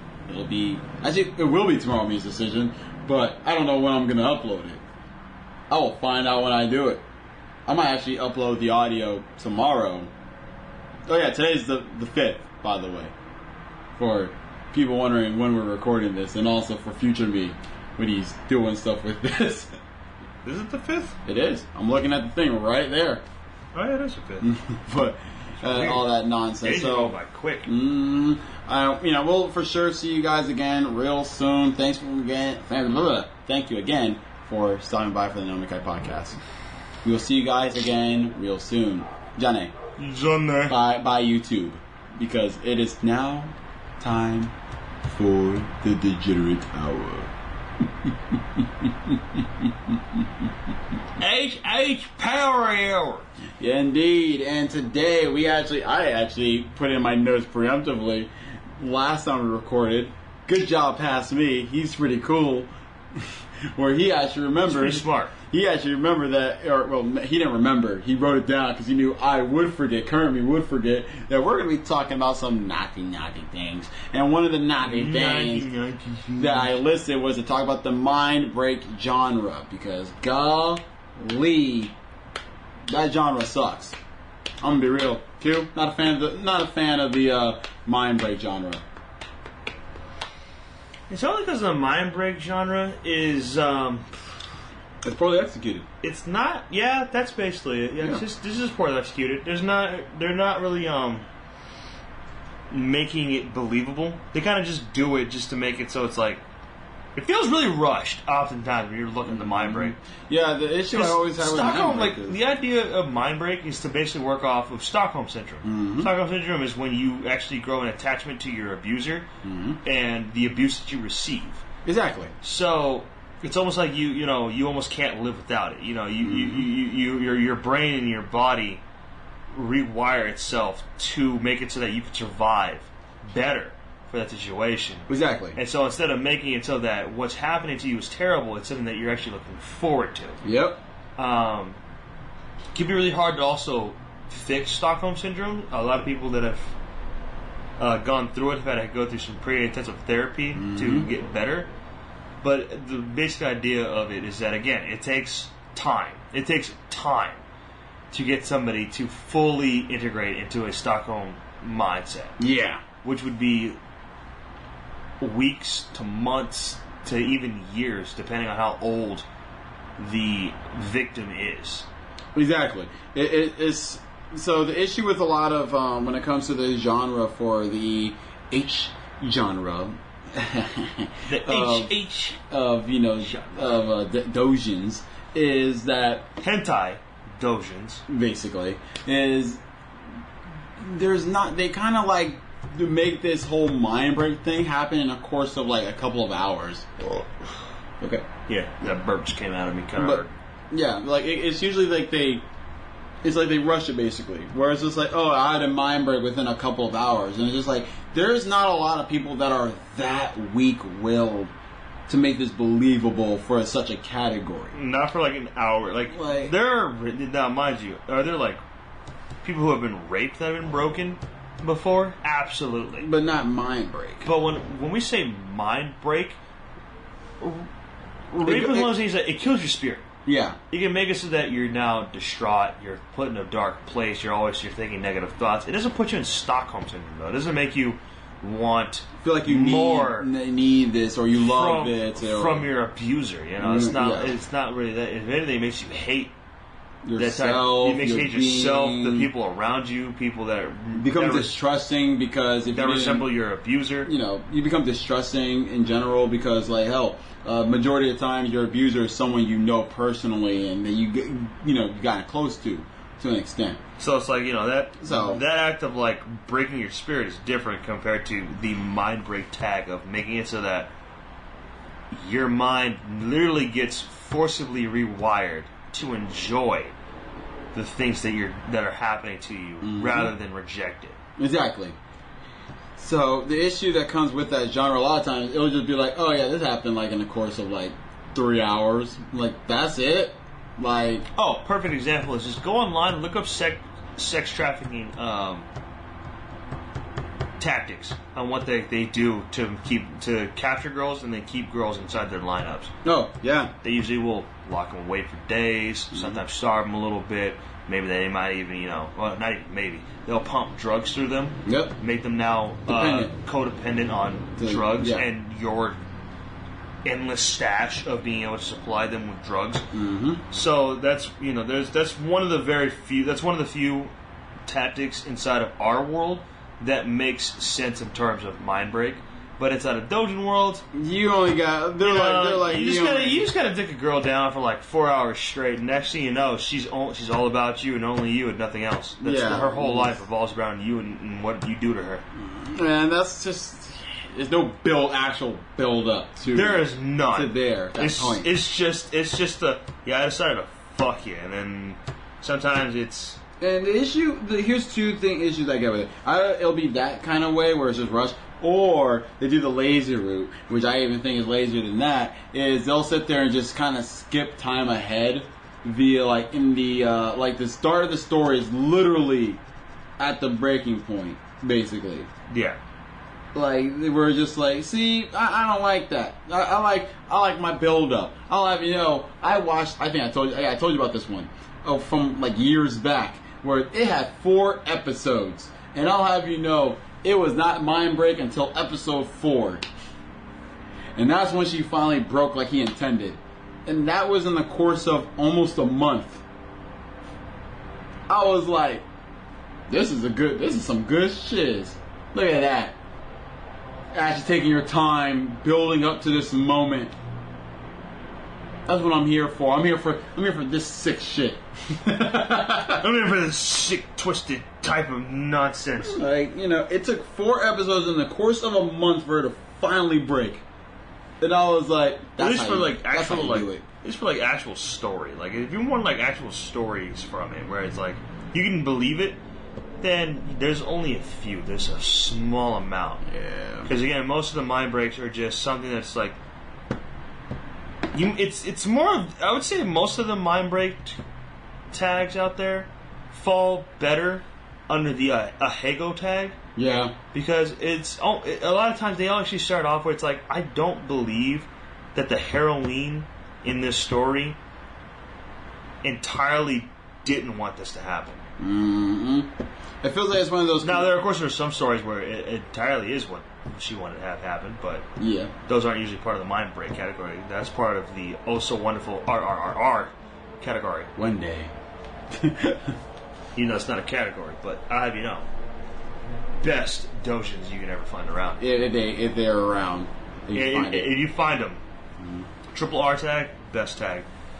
Not as nearly as good as the actual best tag in terms of there being good and bad. We'll get in that. A lot of mind break tags, they just fall under the bar. Yeah, they fall right under the bar. Yeah, like it's not the worst tag, not even close, but it is definitely down there. Just because, and I mind you, because the main reason why it's down there in regards to the bar for right now is because there is a lot of that are under that tag, and unfortunately, a lot of them suck. It's not like a situation where there's not a lot of it, and then all of a sudden, you know, there's just the ones that do exist currently suck. It's just one of those that, like, no, a lot of them just outright are hot dog water. Yeah, they're not good at all. And, well, not all of them, but most of them, most of the mind break tag, I'll have you guys know, not a good tag. It can be fun if it's done properly. Again, like you said, where you actually have a buildup of time. You have these things where it's like, you've been doing this and more, much more extreme things to make it so that this person's literally psychological makeup broke down. It completely got destroyed. They don't have a sense of themselves anymore. That is what makes Mind Break actually successful. Mm-hmm. Rather than just like, oh, the pleasure feels so good that now I'm addicted to it and I can't live without this. Yeah, right. I have you know, there's a lot of dojins, and I mean like just not even like fan things. I mean, like, there's like mono walls out there that have that happen, and I have you know, there's no mind break underneath that tag. It's just like, it's not. My high school bully. Anyways, I put him on that.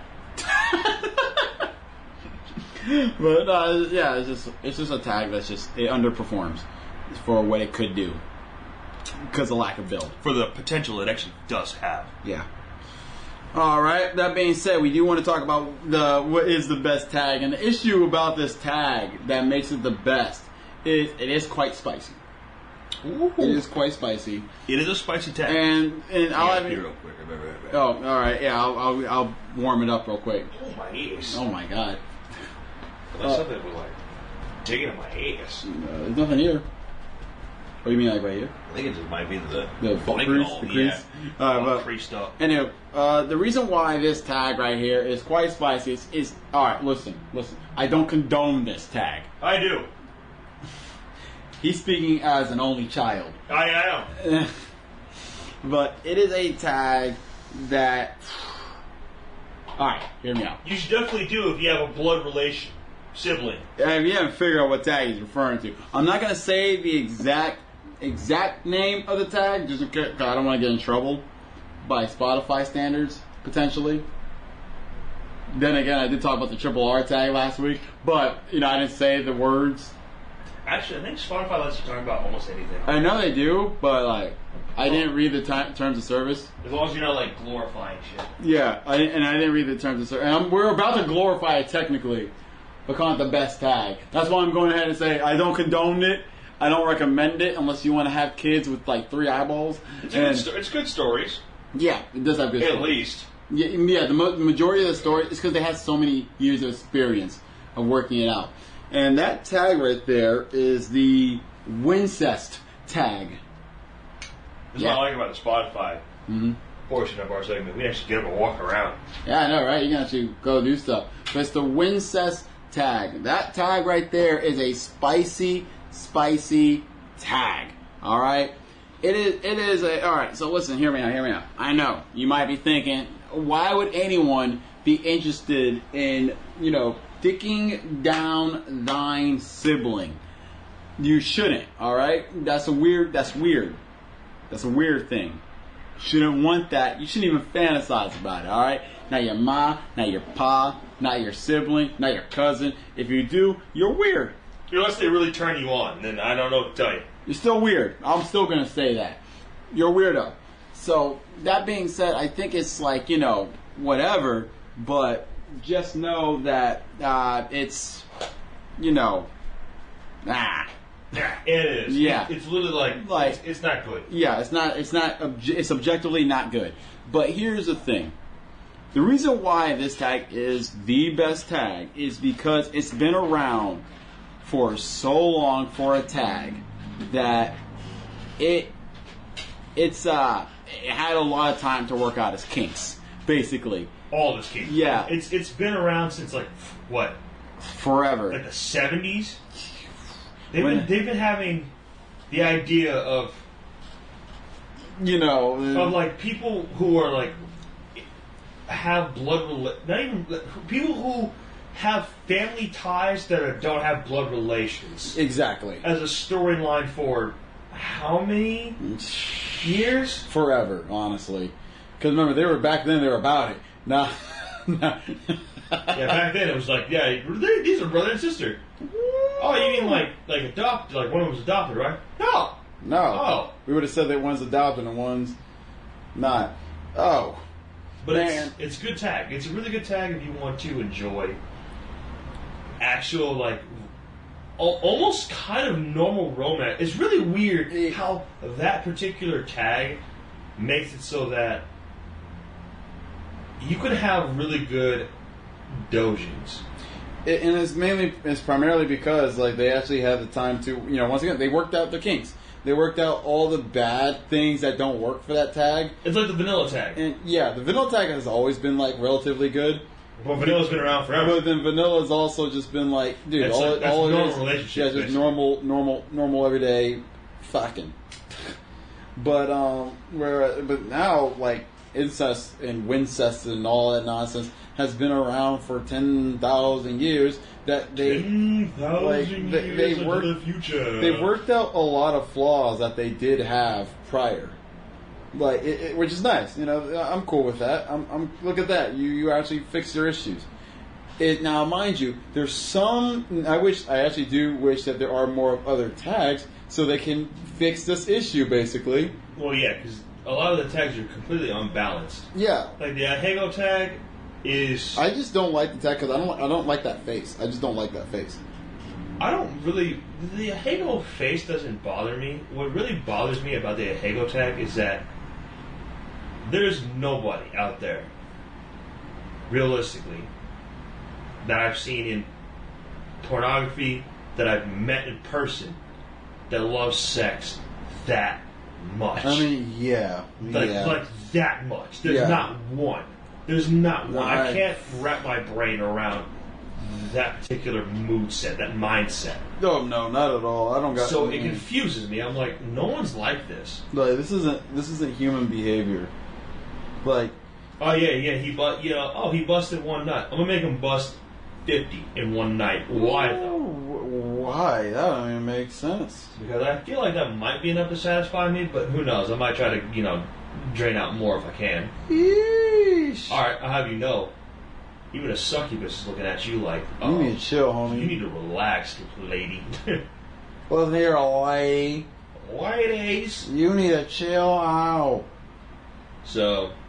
yeah, it is one of those things where, like... It's also one of the... I'm not going to lie to you. The reason why the incest tag is a really popular tag as far as manga creation goes is because a lot of people in Japan have siblings. It's more common to have a multi-child household than there is to have a single-child household. Yep.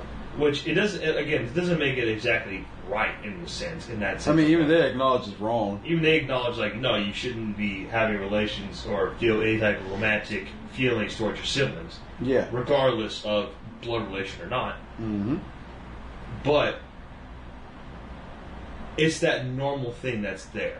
Yeah. It's kind of like how for a lot of American pornography, Stepbrother Kun, we have those basic storylines of pizza man, pool boy, mailman. Yeah, the mailman. The plumber.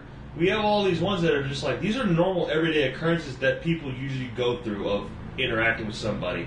We just made it spicy. Yeah.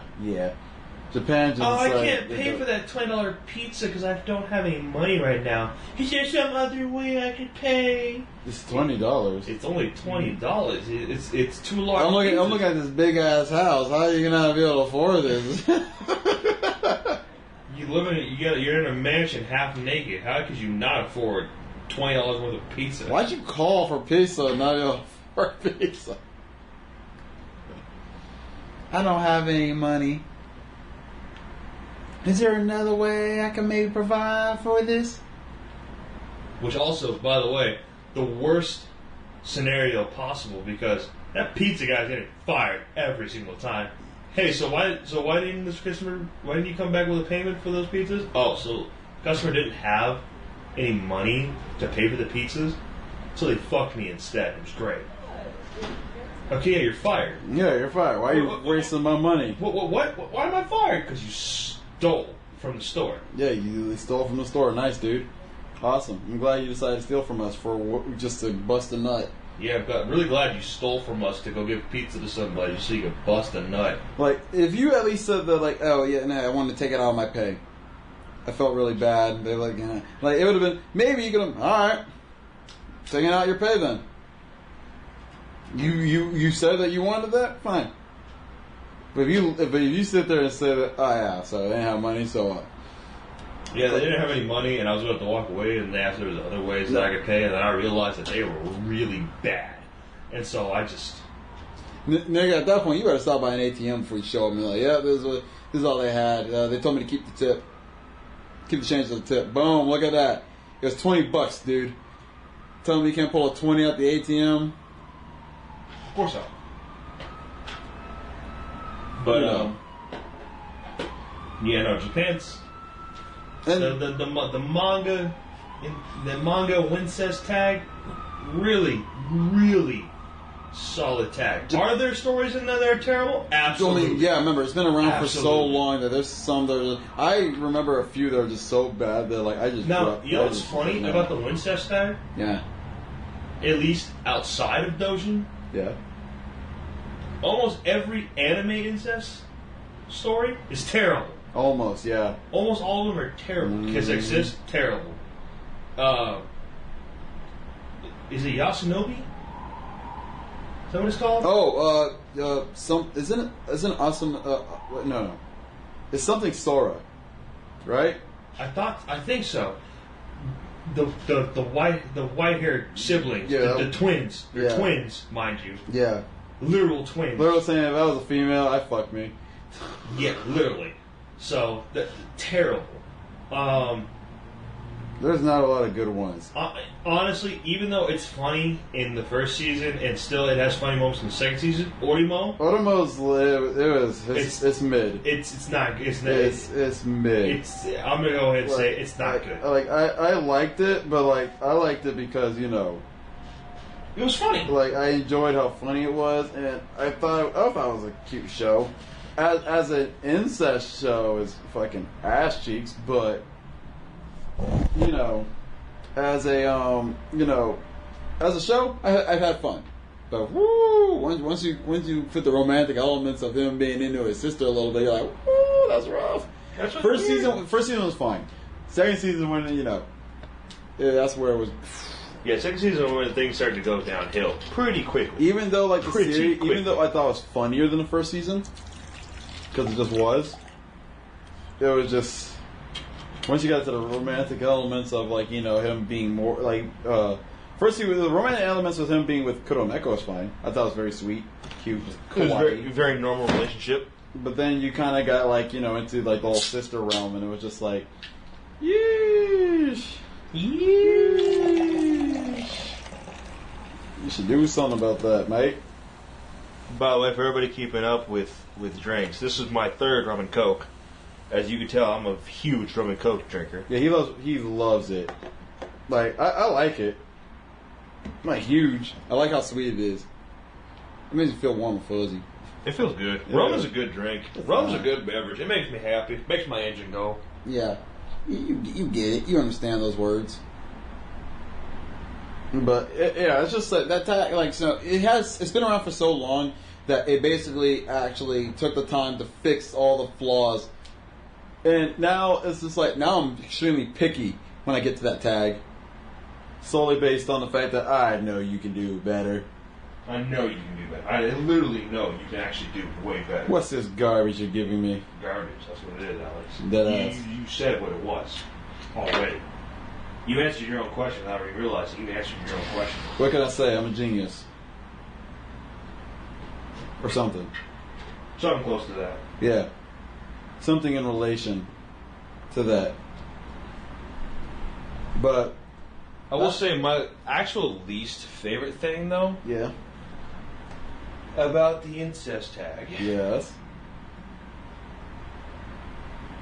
Is as far as all the actual dojins go and having some good stories, none of the incest tag is really consistent. Oh no, not at all. Sometimes it'll be all over the place.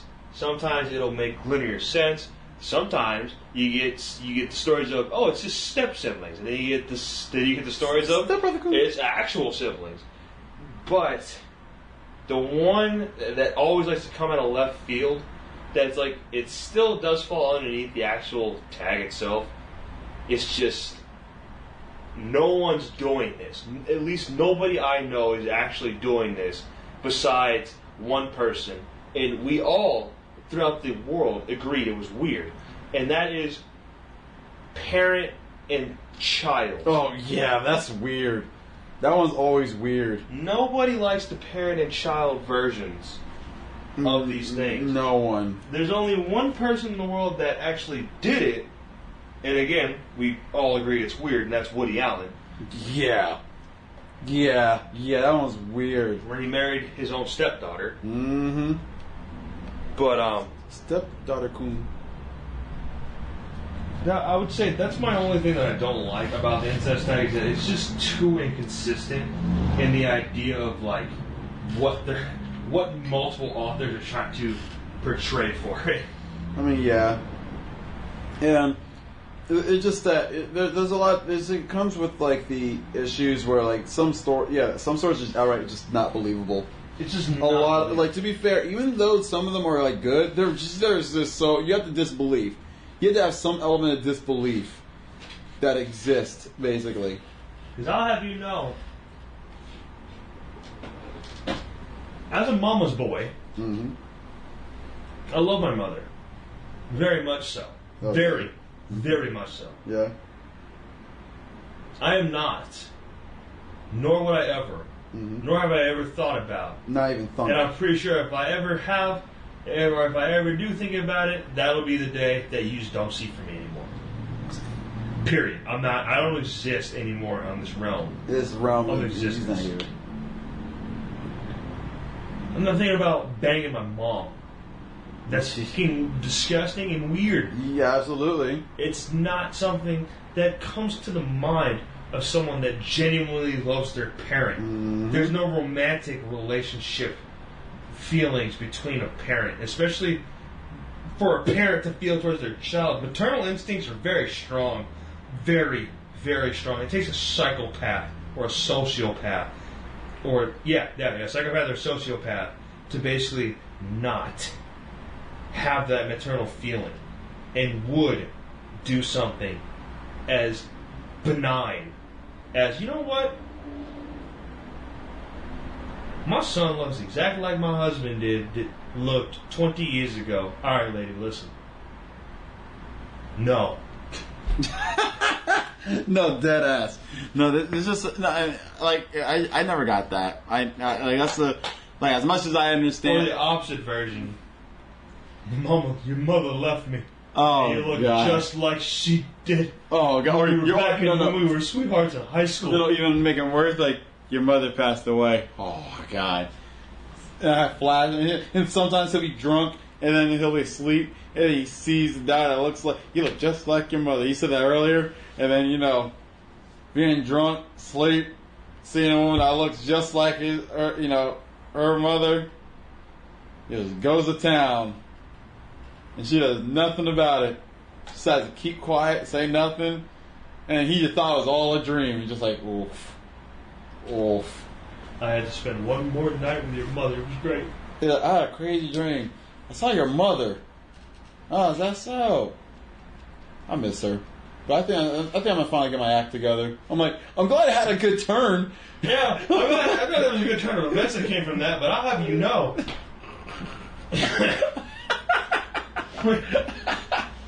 How we got here is not a pretty picture. I don't even know. If you knew the truth, she knows the truth, and I feel bad for her. But I'll have you know, hey, she's happy you got your life together. She's staying quiet.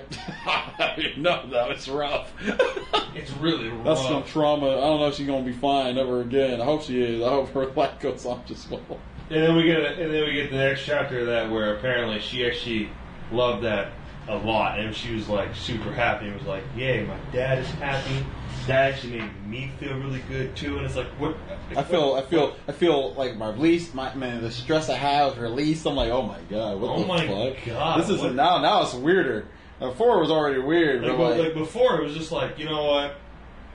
I can suspend my belief enough to believe that this man really, even in his drunken state, was drunk. Mistook his daughter as his wife. Drunk, blurred the fuck out. Drunk, thought he was asleep, like straight up. Remember when you found him? Just you saw cans everywhere. You know, it's like, and all you wanted to do was just cover him up in the blankets. You know, I can suspend my belief. And what I mean by that is, I don't believe this is an actual situation that can happen. So, I'm going to go ahead and just disconnect that rational side of my brain to go ahead and just be like, alright, now I can just analyze what is about to happen. I can just take it in, and after I'm done taking it in, I can reconnect that connectivity. Because I know that connectivity's been panicking as it's been disconnected. It's like, well, hey, hey, someone's not right. Reality is getting fucked. And then once I reconnect that little signal, it's my brain, it goes off like, that was really weird, right? I'm like, yeah, that story was not good at all. Yeah, first my brain is like, all right, I was able to suspend belief into the story in the sense of, you know what, could that technically happen in the sense of, you are shit-faced, you blacked out, and you are half asleep, and you thought that was your actual wife that passed? Yeah, And, and I like thought- she just passed, so you're like you still haven't gotten fully at the acceptance Yeah, stage of and her then gone. remember, and usually they were nice enough to show us like, yeah, you are a splitting image of your mother. You actually are. Like, I'll have you know, the only difference I can really see is like height and maybe like a few other features. But, Height, maybe but like- let's be real. Those, Maybe like your hair color is something different because you also do have your dad's hair color. yeah, next to there. and the worst part is, okay, her hair is naturally darker brown, but like, guess what? The mom's hair is lighter brown. You have darker brown hair. Because and your guess dad's what? hair was black hair. And guess what? This fucking the lights are out anyway. It's like. Lights are off in this room. It's like the middle of the night. You have a beauty mark, but your mom doesn't. I'll let you know, those are the type of details that'll sit there and slip by a drunk person. Oh, definitely. So I'll have you know, can I suspend belief in that regard? Yeah, I can. Now, think innately to, I'm gonna fuck her. Now, if I had my loved one right back, I probably would like just want to hold on to her. Like, I miss you so. I want to be thinking, let me dick you down since you're right here. One last time. Yeah, no. The more believable they would be like, would be like, you know, you drags her into the bed and like holds her and cries in his sleep Like I'm like, damn, this is really deep. I didn't need this right now. about how he misses her so much. Calls out the name of her mother and the daughter, and just like has that warm, wholesome moment of like, dad, and then just sleeps with, you know, just normal sleeps with him as a daughter and a dad. Helping him cope. But nah, instead he fucks and he says your mom's name still while dicking you down. And you just accept it. And then you squirm your way out after he's like, whoo. He's still drunk, so right, you go, woo.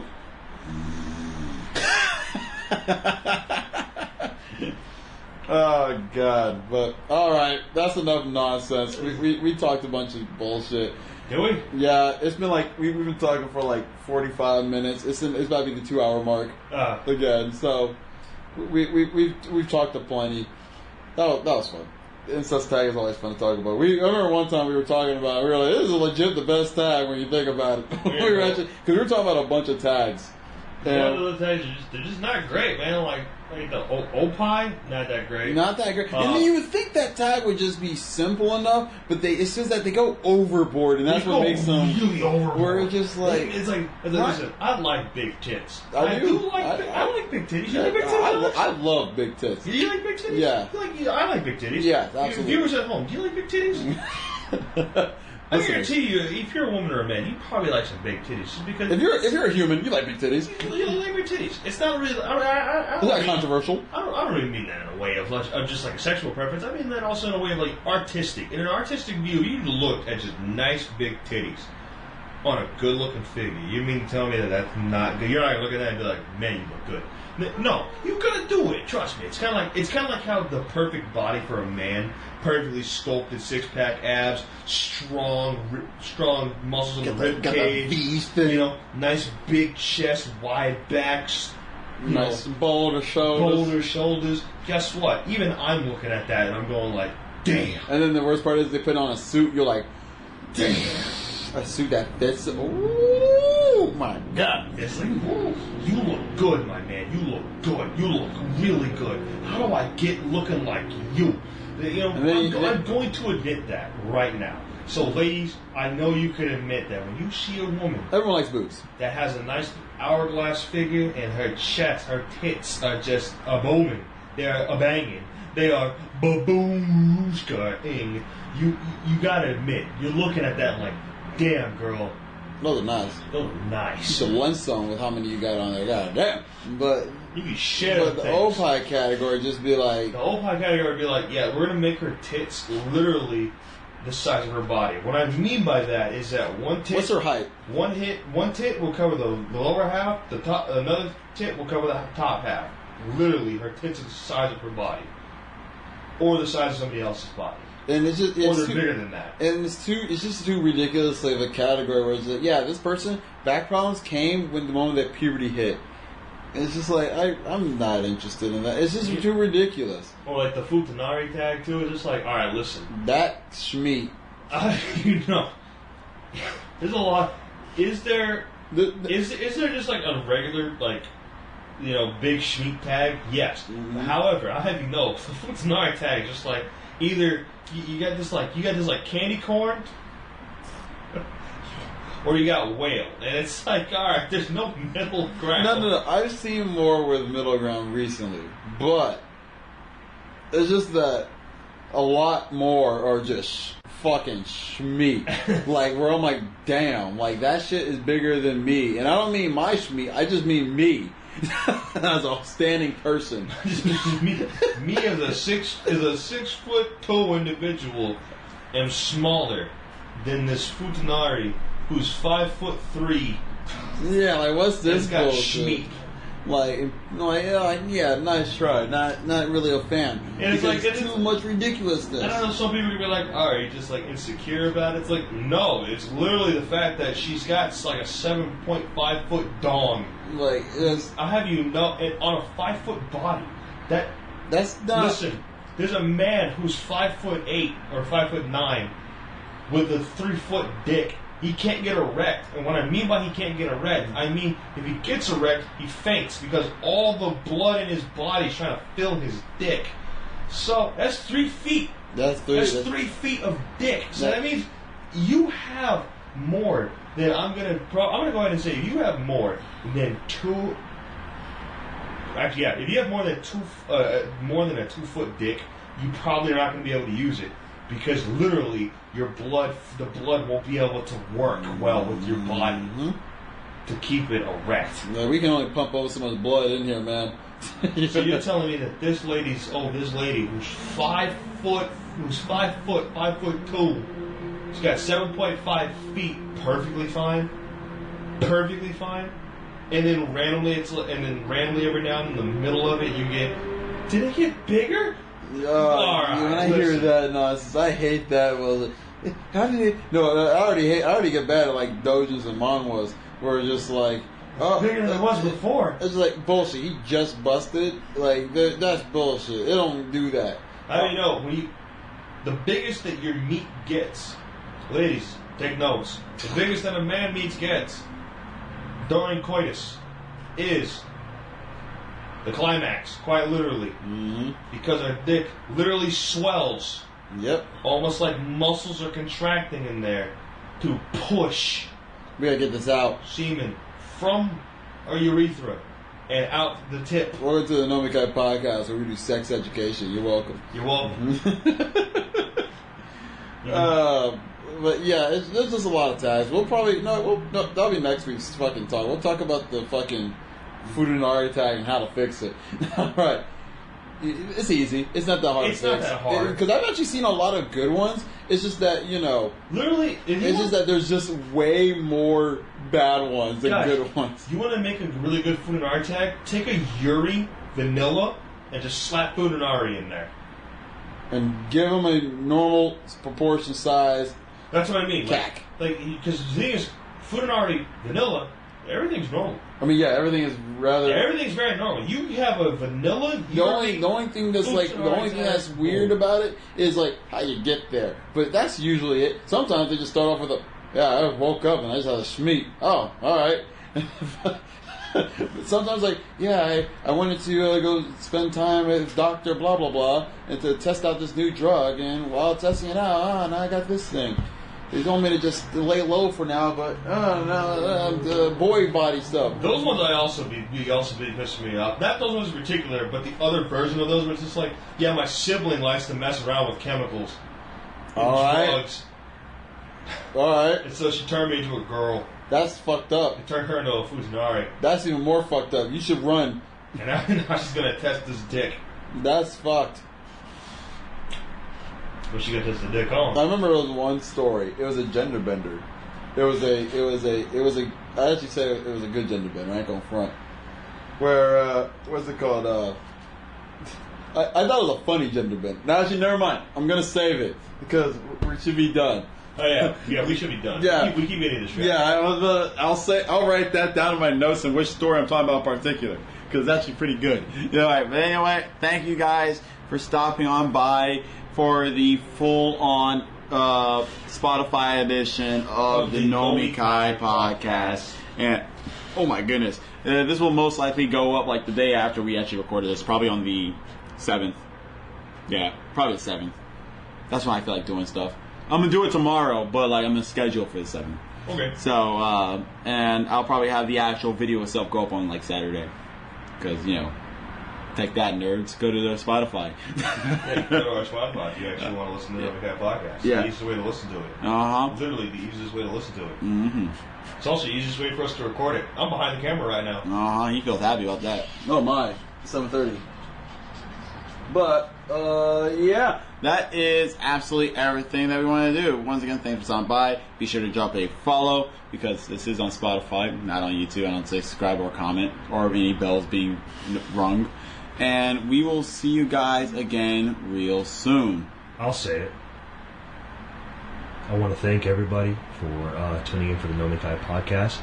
Really appreciate every bit of support that any of you put into viewing the podcast, listening to the podcast, liking the podcast, because I know you can like it on Spotify as well. Yeah, that's true.